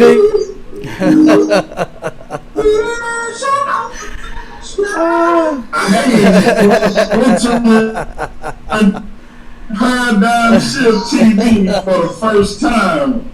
So I just need y'all to bear with me on that because it's never happened before and it may never happen again. So real quick, you know, We'll do. Have that name on there, bro. What's that? How long did you have that? Hey man, I've been having that in the waiting for whenever she decided to hit that link. I know. Look, hey man, I'm like Batman. I got prep time. So Damn. my queen, have your say. You know, women, and it seems like a one-sided argument here in terms of shouldn't treat their man. And for me, I'm a woman that makes a significant salary. I support my husband. I go to work. I believe in some of the traditional things that women do. My husband has never fixed his own plate. I serve him. I don't woman where I go out, I get my money, I take care of home, I take care of my children. But there's also an expectation that is placed on him as the man to step in and to also do his part, which is to provide and protect for us. And when he does that, there's a mutual for another that we honor each other. I get tired of hearing the conversation that women aren't this and women aren't that, and they aren't pleasing their man, when there are women out here every day that are doing that. They are pleasing their man. They are honoring their men. They are respecting their men. But then we have men that want to reduce us to just one act of what we can do sexually. That's not acceptable for a man to figure out how to be constantly, how to be faithful to one woman constantly. And the man keep that, and the man that is the man that gets the utmost respect. Repetitive, okay? Go ahead, sis. No, Cap, I was saying. Go ahead, thanks.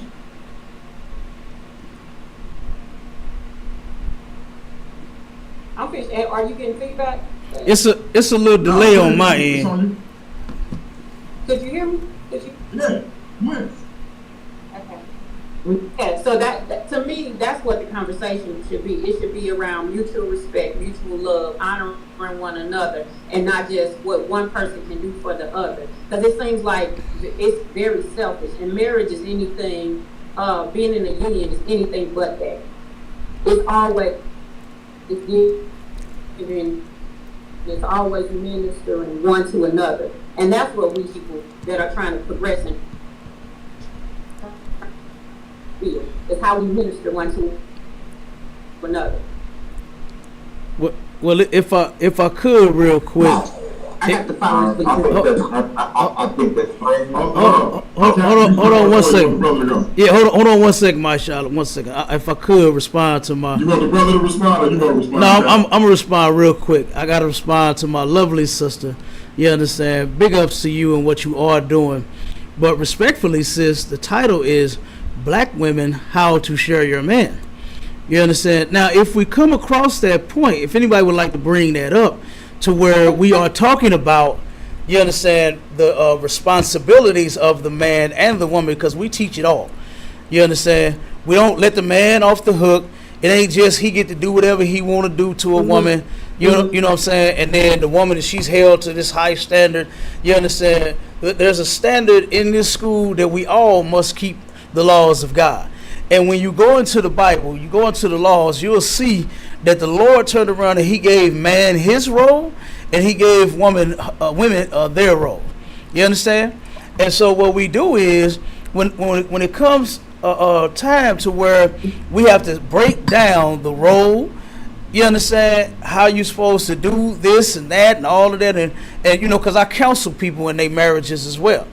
You know, and if I've seen it work, if people would take the counsel, they can make their relationship better. So it's not like we just, you know, say like shitting on the woman, saying that, you know, she's this or she that and this and that, you know what I'm saying? So I don't want you to think that, you know what I mean? We actually do teach the man's role, the woman's role, but on this topic, we just letting sisters know how to share their man, because that has been detrimental. Monogamy has destroyed more black households than polygyny has ever done.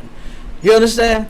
Because of the woman forcing that man and that penis of his to only be with just her, and then when she find out he's not with just her, she ends up and leaves him. Or she does like what the Sister Lamb said, is, well, as long as he just having sex with him and making babies with him, then I'm cool. But if he want to try to be with one for real, then now I'm gone. I'm gonna have to take medicine. You understand? I'm gonna be on Vicodin and Prozac. You understand? And all of that. So that's what I'm saying. You know.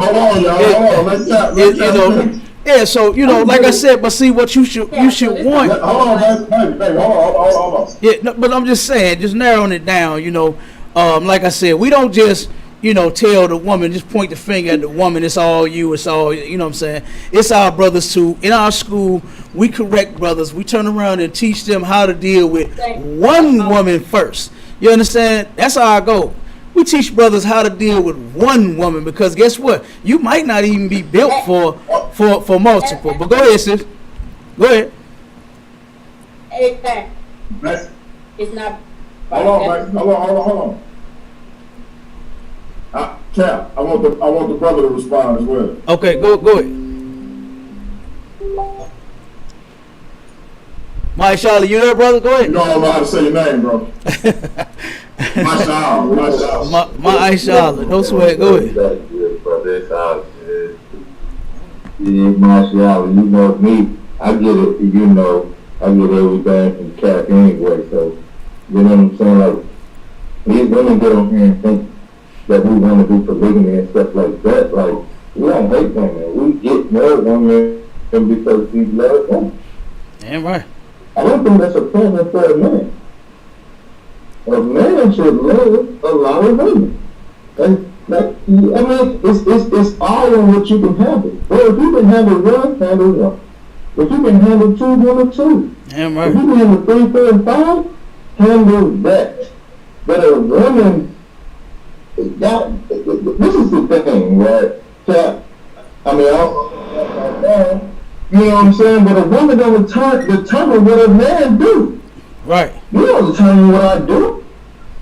Absolutely. If I say something, this is what you do. Look, hold on, wait. If y'all want to use a premise of Adam and Eve, right? If y'all want to say Eve came from Adam, you have to teach the bitch everything. Wait. What? Hold on, you just came up thinking she knew everything that she knew. Who had to teach her? Who had to teach her? Who taught Eve what she knew? You asking that question? I'm asking you. Let me ask you, if he had to teach her everything she knew, then why did he listen to her? Why did he make a profound? Let me answer that. Let me answer that. I'm finna answer that. And you know. Hold up. You know Monique doctor, so let me hit this button. Let me hit this button right. Go ahead, drop it and let me answer. And there's other things. You want to? I'm finna answer. Hold on, because you guys be going long. And the other question. Okay, you want me to ask? Go ahead. Okay, no sweat. I'm gonna sum it up real quick for you. The answer to that question. Oh, go ahead.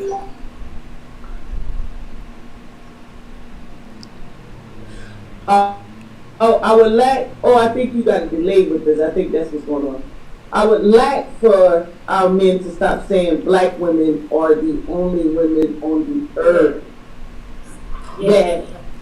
And so on. Because I've been to multiple countries, because I'm retired Army, and I've witnessed women just have them saying a little bit more credit than that.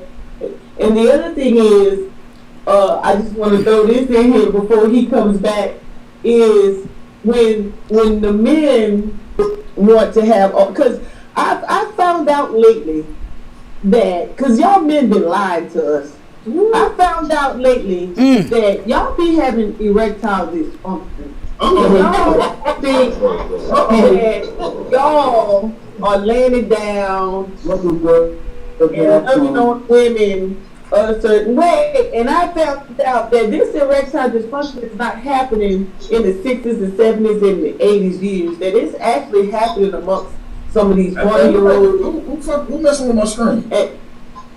Hold on 1 second. So when you're probably thinking that you are really holding that lady down, because we have emotions just like you all, and I definitely agree with my sister when she says, the mutual loving on one another. Do y'all realize that when you treat your sister, your woman, your wives good, or your significance good, that you don't have to demand or show authority or stomp your feet or pump your chest, that you automatically, the dearest instance of love, you get beyond the measure of how much you should get without question. Just it's easy. And when you're talking about a man loving a woman, I ain't talking about this little extra. When you talking about a man loving a woman, it's the mere fact when he walks in a room, he can up to with respect and anything he wants. You don't have to ask me or desire it or get it. Like you don't get it. You gonna get so much of it that you ain't gonna like. Oh my God. Anyways, y'all, I started. I was asking. You got in your body for a minute, didn't you? Y'all get my man. Hold on a second, y'all. God, Hey, before you go, before you go, hey, Queen Griffin, don't go respond right quick. So.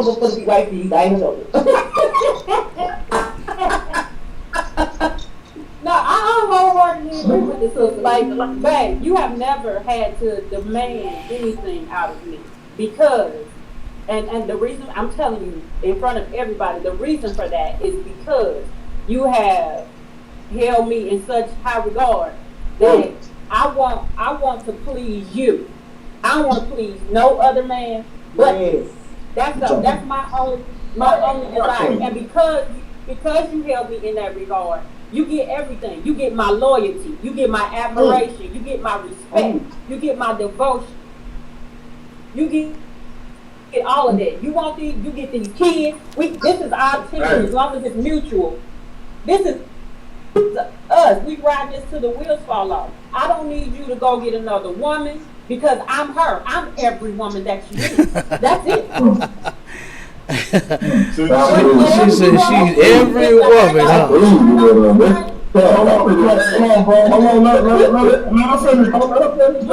If the hair don't look right, if you want to change, we changing it. If you don't like the outfit, I'm changing it because it's all about us pleasing one another. Hey man, I'm about to end this damn show, Cal. Hold up. Hey,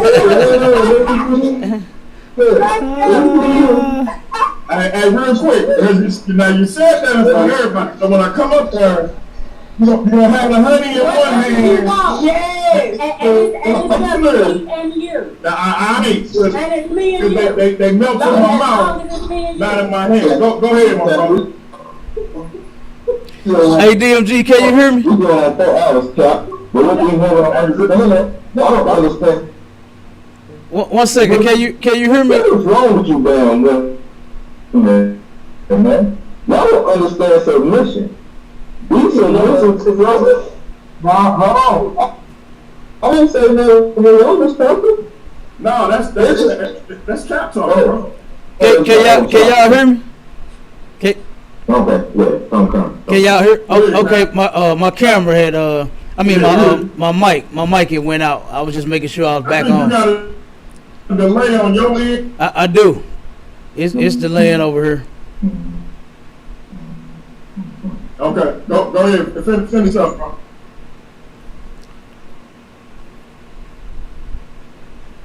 Okay.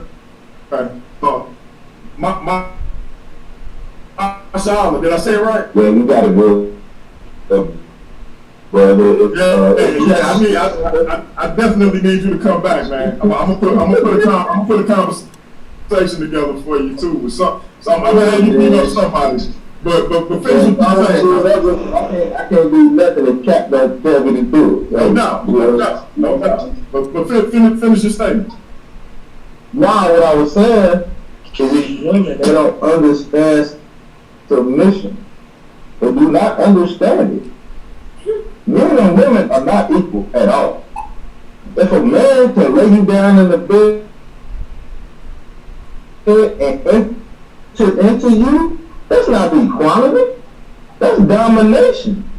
But y'all, I want to be so equal to a man. Well, go out here and fix my goddamn toilet then. You don't want to do that. Go out here and cut the grass. He disrespectful. I'm not disrespectful. I'm not disrespectful. Stop thinking y'all can do what men do. Women are supposed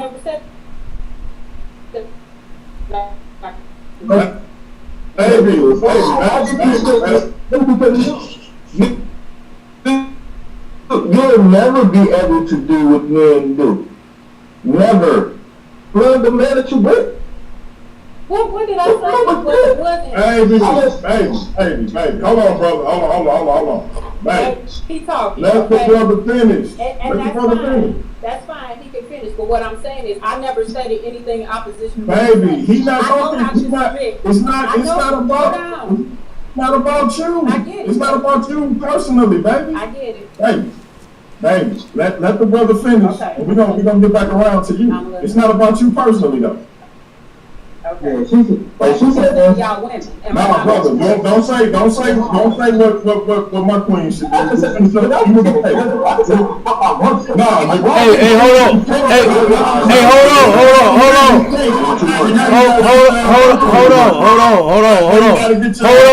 Hold on. One second. What the fuck you want to say? Hold on. One second. Ain't nobody gonna tell me they can say what the fuck they want to say about my shit. Hold on. I said, don't tell my queen talking about. One second, if I could. That shit ain't happening. one second, if I could, I apologize for my soldier's outburst. You understand? You know what I'm saying? But let's, you know, if you would, you understand? Like I said, let's move past that if we can. So, like I said, I apologize for that, brother. All right. It's all good. It's all good. All right. It's all good. We got nobody from Trust and Believe the Gospel in the building. What's good, everybody? What's good? Shalom, shalom, nobody. What's good? I just saw sis hit the platform, so when she hit it, I had to be on the show, man. This her first time coming through. I want to make sure my face was in the building for whoever wants to clip this. This historic moment. Yeah, this historic right here. Since I never tried on the platform ever. You know what I'm saying? What's up, sis? How you doing? I'm good, bro. I'm doing all right. What's good, Captain K? Shout out Craig. You got it. You got it. What's cracking? Hey, and if I could, real quick, everybody, we got Go ahead, Cap. Okay, I was gonna respond to the sister, Miss Lamb, what she had asked about that Adam situation. I think we got too many mics off. I think I'm getting the echo. There we go. Yeah. To your question about. I just muted nobody because I could hear you on his. Okay. Yeah. To the question about Adam and him listening to his woman, if he taught her everything. Well, that story in Romans 15:4, the Bible says things written aforetime was written for our learning, right? And what you learn from that story at that moment, when Adam did obey his woman and not God, Adam was weak. You understand? Adam let his woman make that decision for him. When Adam knew that he was supposed to obey God the same way she was.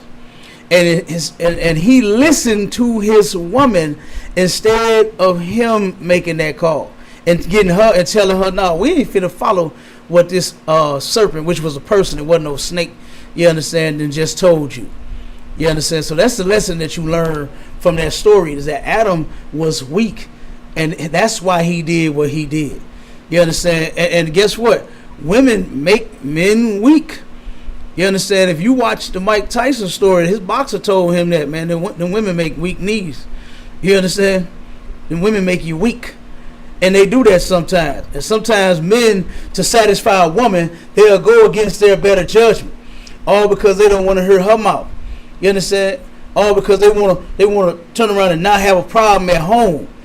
You understand? They'll go ahead, okay, baby, and then follow along with it and then mess every damn thing up. Knowing that you shouldn't be making this kind of decision. You understand? So that's the story that you get from that. You understand? And guess what? The men in the ISUPK, Commander Juliana taught us not to be weak. Not to be weak for no woman. Nothing wrong with you taking care of her. Nothing wrong with you loving her. Nothing wrong with you treating her right. You understand? But being weak, just giving in to her, that we not going to do. You understand? A man is the head of his woman. You understand? And that head in that context means in charge of. So a woman can't turn around and tell me what to do. You can't tell me how many women I can have. You can't tell me what to do in the day. You understand? I run and control you. I tell you what to do. You understand? And not in a brutish way. You understand? Not in a way to where I'm just got my arm around you and my hand around your neck. You understand? Squeezing all because you ain't did what I told you to do. You see what I'm saying? But it's in the Bible. The woman is to serve the man. You understand? While the man serves the Lord. That's the whole purpose of him having that helpmate. You understand? So, like I said, you can learn a lot. You understand? When you actually know and understand the Bible and the things that's inside of it and what ended up taking place and what not to do going forward. You understand? Don't be weak for no woman, man. No, brother. You understand? I don't care. Like I said, you can love her. Love her. That's your wife. Love that woman. Treat her right. Have movie night. Have nice times. Have nice conversation. Do all that. You understand? But you must be a man. The Bible tells a man, give not his strength over to any. Put honey on her toes. Yeah, put honey on her toes. or you could do like DMG, put it on her buttocks. I'm just kidding you, but I'm just messing with my.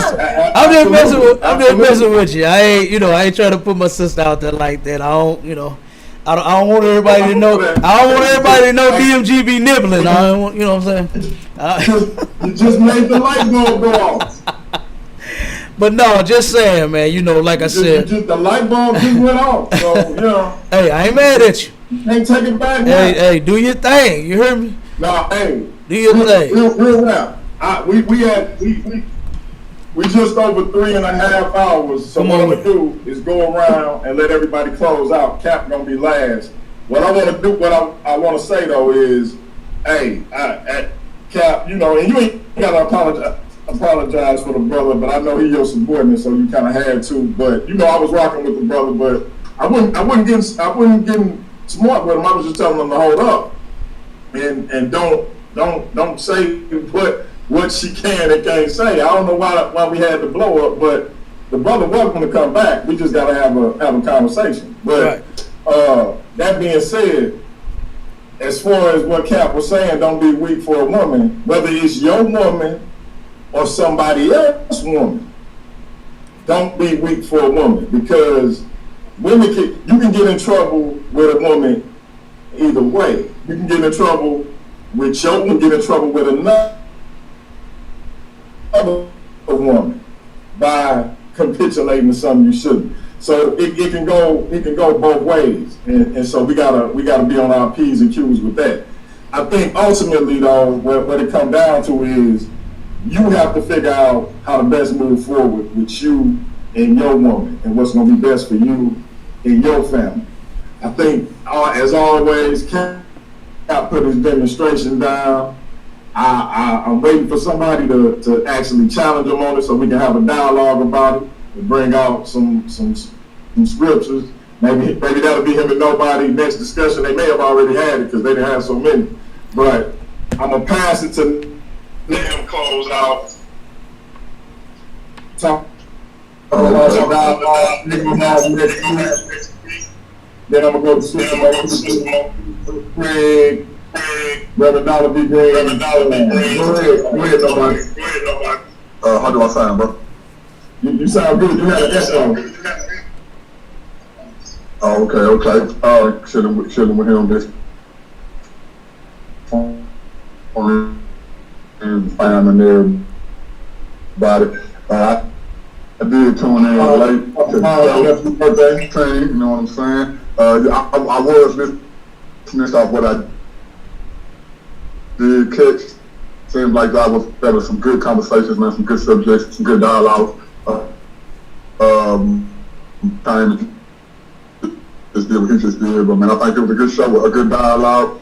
Sis, I'm happy to see you finally hit the platform. That's the highlight of the night, highlight of the month, highlight of the year. You know what I'm saying? Again, shout out to my bro, to K. We got some stuff coming up this weekend. This weekend that's coming up, we're gonna be talking about the law of Christ versus the law of Moses. Also, look out for the show that we trying to put together for tomorrow. We're gonna be talking about atheism, and Brother Jerome also lended a great topic at hand. He want to kind of clear up some of the lies that's been coming from the conscious community as a whole. We're gonna try to get that show to y'all tomorrow, sometime after 6, probably close to 7, around about 8 o'clock. If anybody who want to lend a voice to the subject, if you're a theist, and if you also a person who attack the conscious community, you're more than welcome to come on. If it's anything that you can add on to that, y'all know me, I'm nobody. I always trying to tell everybody about somebody who can save anybody, and that is Jesus Christ. Let's go. All right, brother, we'll holler at you. Don't let the door hit you. The boot should have split you. Sister Monica Lamb, let the people know where they can find you. All that good stuff. You already said all the stuff you had going on, but let them know where they can find you over on Garfield Channel. Peace, power, and profit, everybody. Appreciate you all allowing me to come on the platform. Tune in to the Urban Economic Empowerment Show on Wednesdays at 6 p.m. on Brother Brother Garfield podcast. That's what's up, y'all. Support our sister. She doing big things. She helping the people. I'm trying to do an all women week. Powerful Black women. The week of the 27th. I think the 27th is on a Thursday. So I'm gonna try to kick it off that Monday, end it that Friday. Nothing but shows with powerful Black sisters. I'm trying to get Sister Freedom, Sister Monica, my comedic sister Mignette. I'm gonna try to do it, even if I got to pre-record it. So we're gonna try to get that in for y'all. But y'all support my sister. She on Garfield channel, Garfield podcast, Brother Garfield podcast on Wednesdays, and then on her channel, Monica Lamb. So y'all support her. Reverend Dollar Big Green, you still there?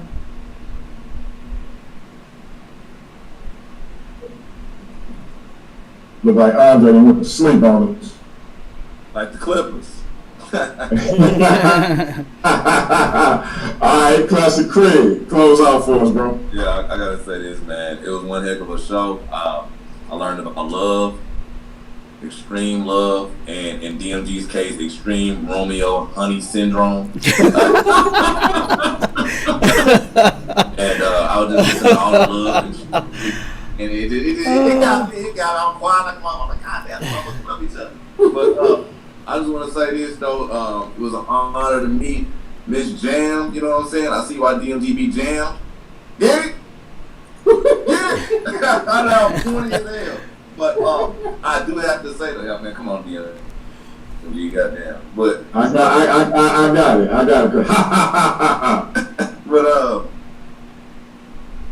But yeah, I gotta say you can call you can find me on the whole Echo scene. We coming really live.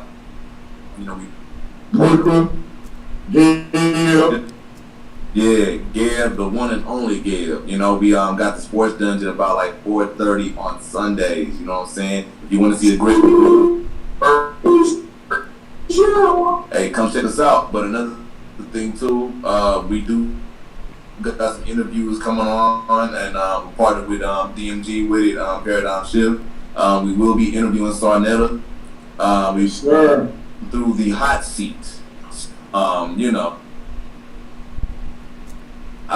don't know if he can. I don't know if the Godfather is gonna be able to survive. The case, you know what I'm saying? Godfather in Consciousness is gonna sit down with Craig and Craig law firm, courtesy of DMG. Yes, sir. So that's gonna be a good show. We also trying to get the brothers to sit down with the only St. Louis is number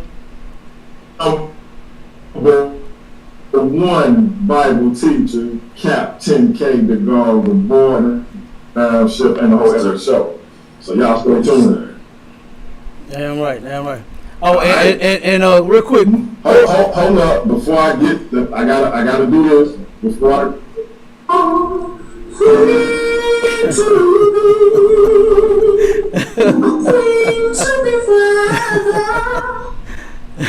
all right, Queen, close out. Thanks, babe. I just want to say first to Captain K, I want to say to you, brother, I really do respect you. You've been super instrumental in my husband's life, just on a personal level. You reaching out to him, checking in on him. I have much respect for you, so I like to say that. I don't want that to be misconstrued in any way.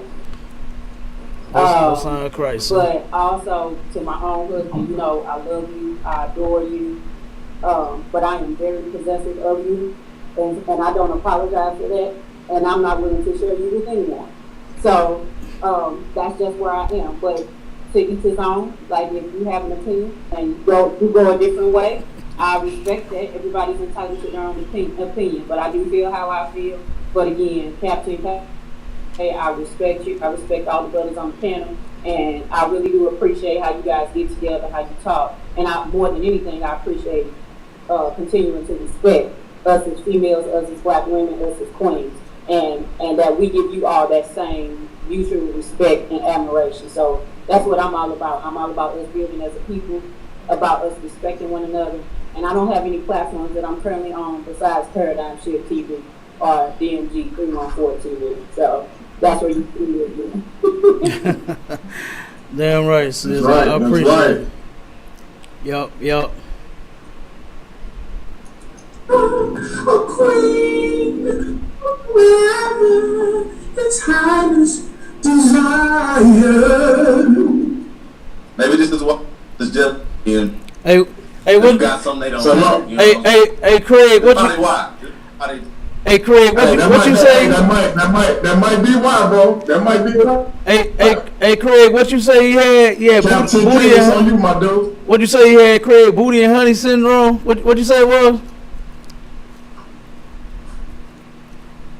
Oh. He has a lot.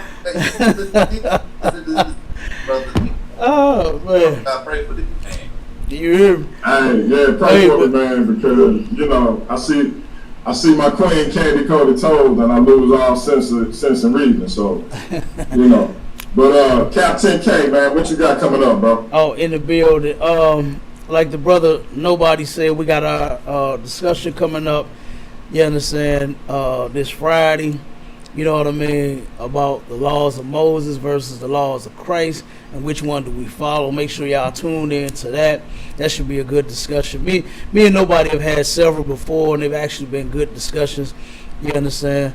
Then we got the food drive coming up. I gotta once you give me the flyer, DMG, you know what I'm saying, I'm gonna put it out there.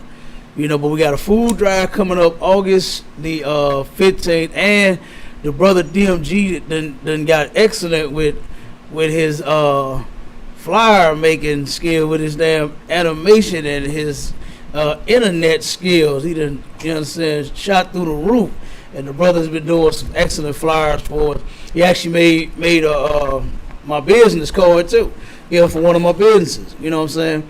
So yeah, but we got that coming up. You know, we got the Midwest barbecue coming up in July next month. You understand, for the 27th on to the, I think it's the 31st. You understand, in Chicago. It's gonna be going down. It's gonna be a lot of brotherhood, sisterhood. It's gonna be a lot of doggone, like I said, brotherhood and sisterhood shown the whole week.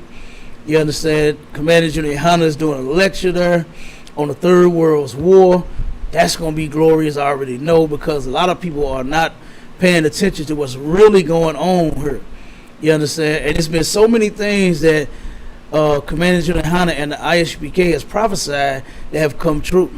You understand? And our brothers and sisters, a lot of them, they still sleep. So, of course, we got to keep doing the work to wake them up. You know what I mean? And like I said, we actually, then we're going to Milwaukee tomorrow, because we got Officer DeBar Mott got a lecture going on for the Kia Boy situation. And he's focusing on fatherless homes. You understand? And so he's going to turn around and set the record straight so that our people can know that these children, they need fathers, man. You understand? Some of the things that they are doing is because they have no direction. You know, they have no guidance. They have no father at home. You know, the mother can only do so much. You know, until the children get so big and so out of hand to where she just, what they say, I'm gonna just put you in God's hands, and then the kids go everywhere, you know, every which way. And we got to put an end to that. You understand? So, like I said, we got a lot going on. We keep the work going on. We keep it moving. You know what I'm saying? I'm going to be doing another lecture here in St. Louis. I don't know what's the topic yet. It's so much going on. I might do another drug, when the drug situation that got bad. You understand? Or it got worse with this fentanyl. You know what I mean? I don't know what I'm going to tackle next, but it's going to be something. You know what I'm saying? And like I said to my sister, big ups to you. You understand? And guess what? I appreciate my brother as well. I appreciate you. You understand? Me and him, we do talk a lot. You understand? Me and DMG, that is my brother. You understand? And like I said, we're gonna keep on rocking. I'm gonna keep on checking on them. You know what I mean? We're gonna stay on this show. We're gonna keep it live. We're gonna keep coming up with content. We're gonna keep, you know what I'm saying, doing the things that is gonna help fix our people. You understand? And I'm gonna end it there because I know I can see the honey dropping from DMG lips. You know what I'm saying? The brother, he ready to go. You see him, Craig? He ready to go. He like, hurry up. You know what I'm saying? You saw me fidgeting, huh? I see it. I understand. I ain't mad at you. You understand? I ain't mad at you. You already know, Cap. I already know, brother. If don't nobody know, Cap know. I know. But I'm gonna say this though, real rap, Cap. You already know. You my man, 100 grand. Even though we got these weirdos jumping in the chat talking about why you on my show and all this old goofy stuff. So man. Craig, you my man. Damn right.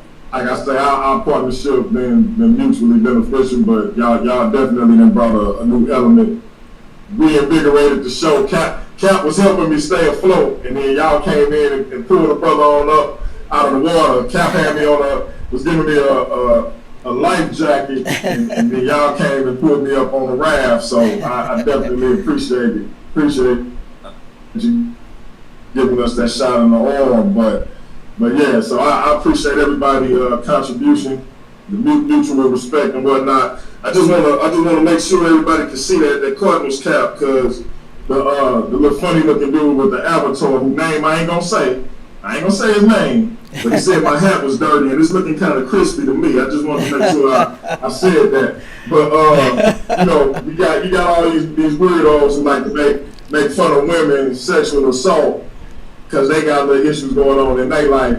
Shout out to them brothers, and I hope they get the help they need. I'm going to keep it like that. So check it out. Paradigm Shift TV 314. This your brother DMG, Cap 10K, Classic Craig, the one and only Queens. She's your queen to be. And we're going to be back at it again, family. Cap 10K, nobody. Got a dialogue next week, next Friday, I believe, 7:30. Should we follow the laws of Jesus or the laws of Moses? Damn right. We're gonna be talking about that moderated dialogue. You know how we do it. It ain't gonna be no coming in, having a second debate with the brothers. You're gonna give one question, just like you did when me and nobody had our discussion about Father. So just be prepared. One question each. So we're going to get that on next weekend. Tomorrow, me and nobody going in about why we believe atheism is a religion based on the dictionary definition. Also, we got Jerome and Pastor Christian Green coming in to bump up some of the notions of the conscious community. Like I said, we got some things coming up. Sunday at 11 Central Time, Cap 10K, Sharpen Your Sword Radio with ISUPK St. Louis. So we're in the building. Paradigm Shift TV 314. We'll be back at it. Y'all come back. Right. Peace. Shalom.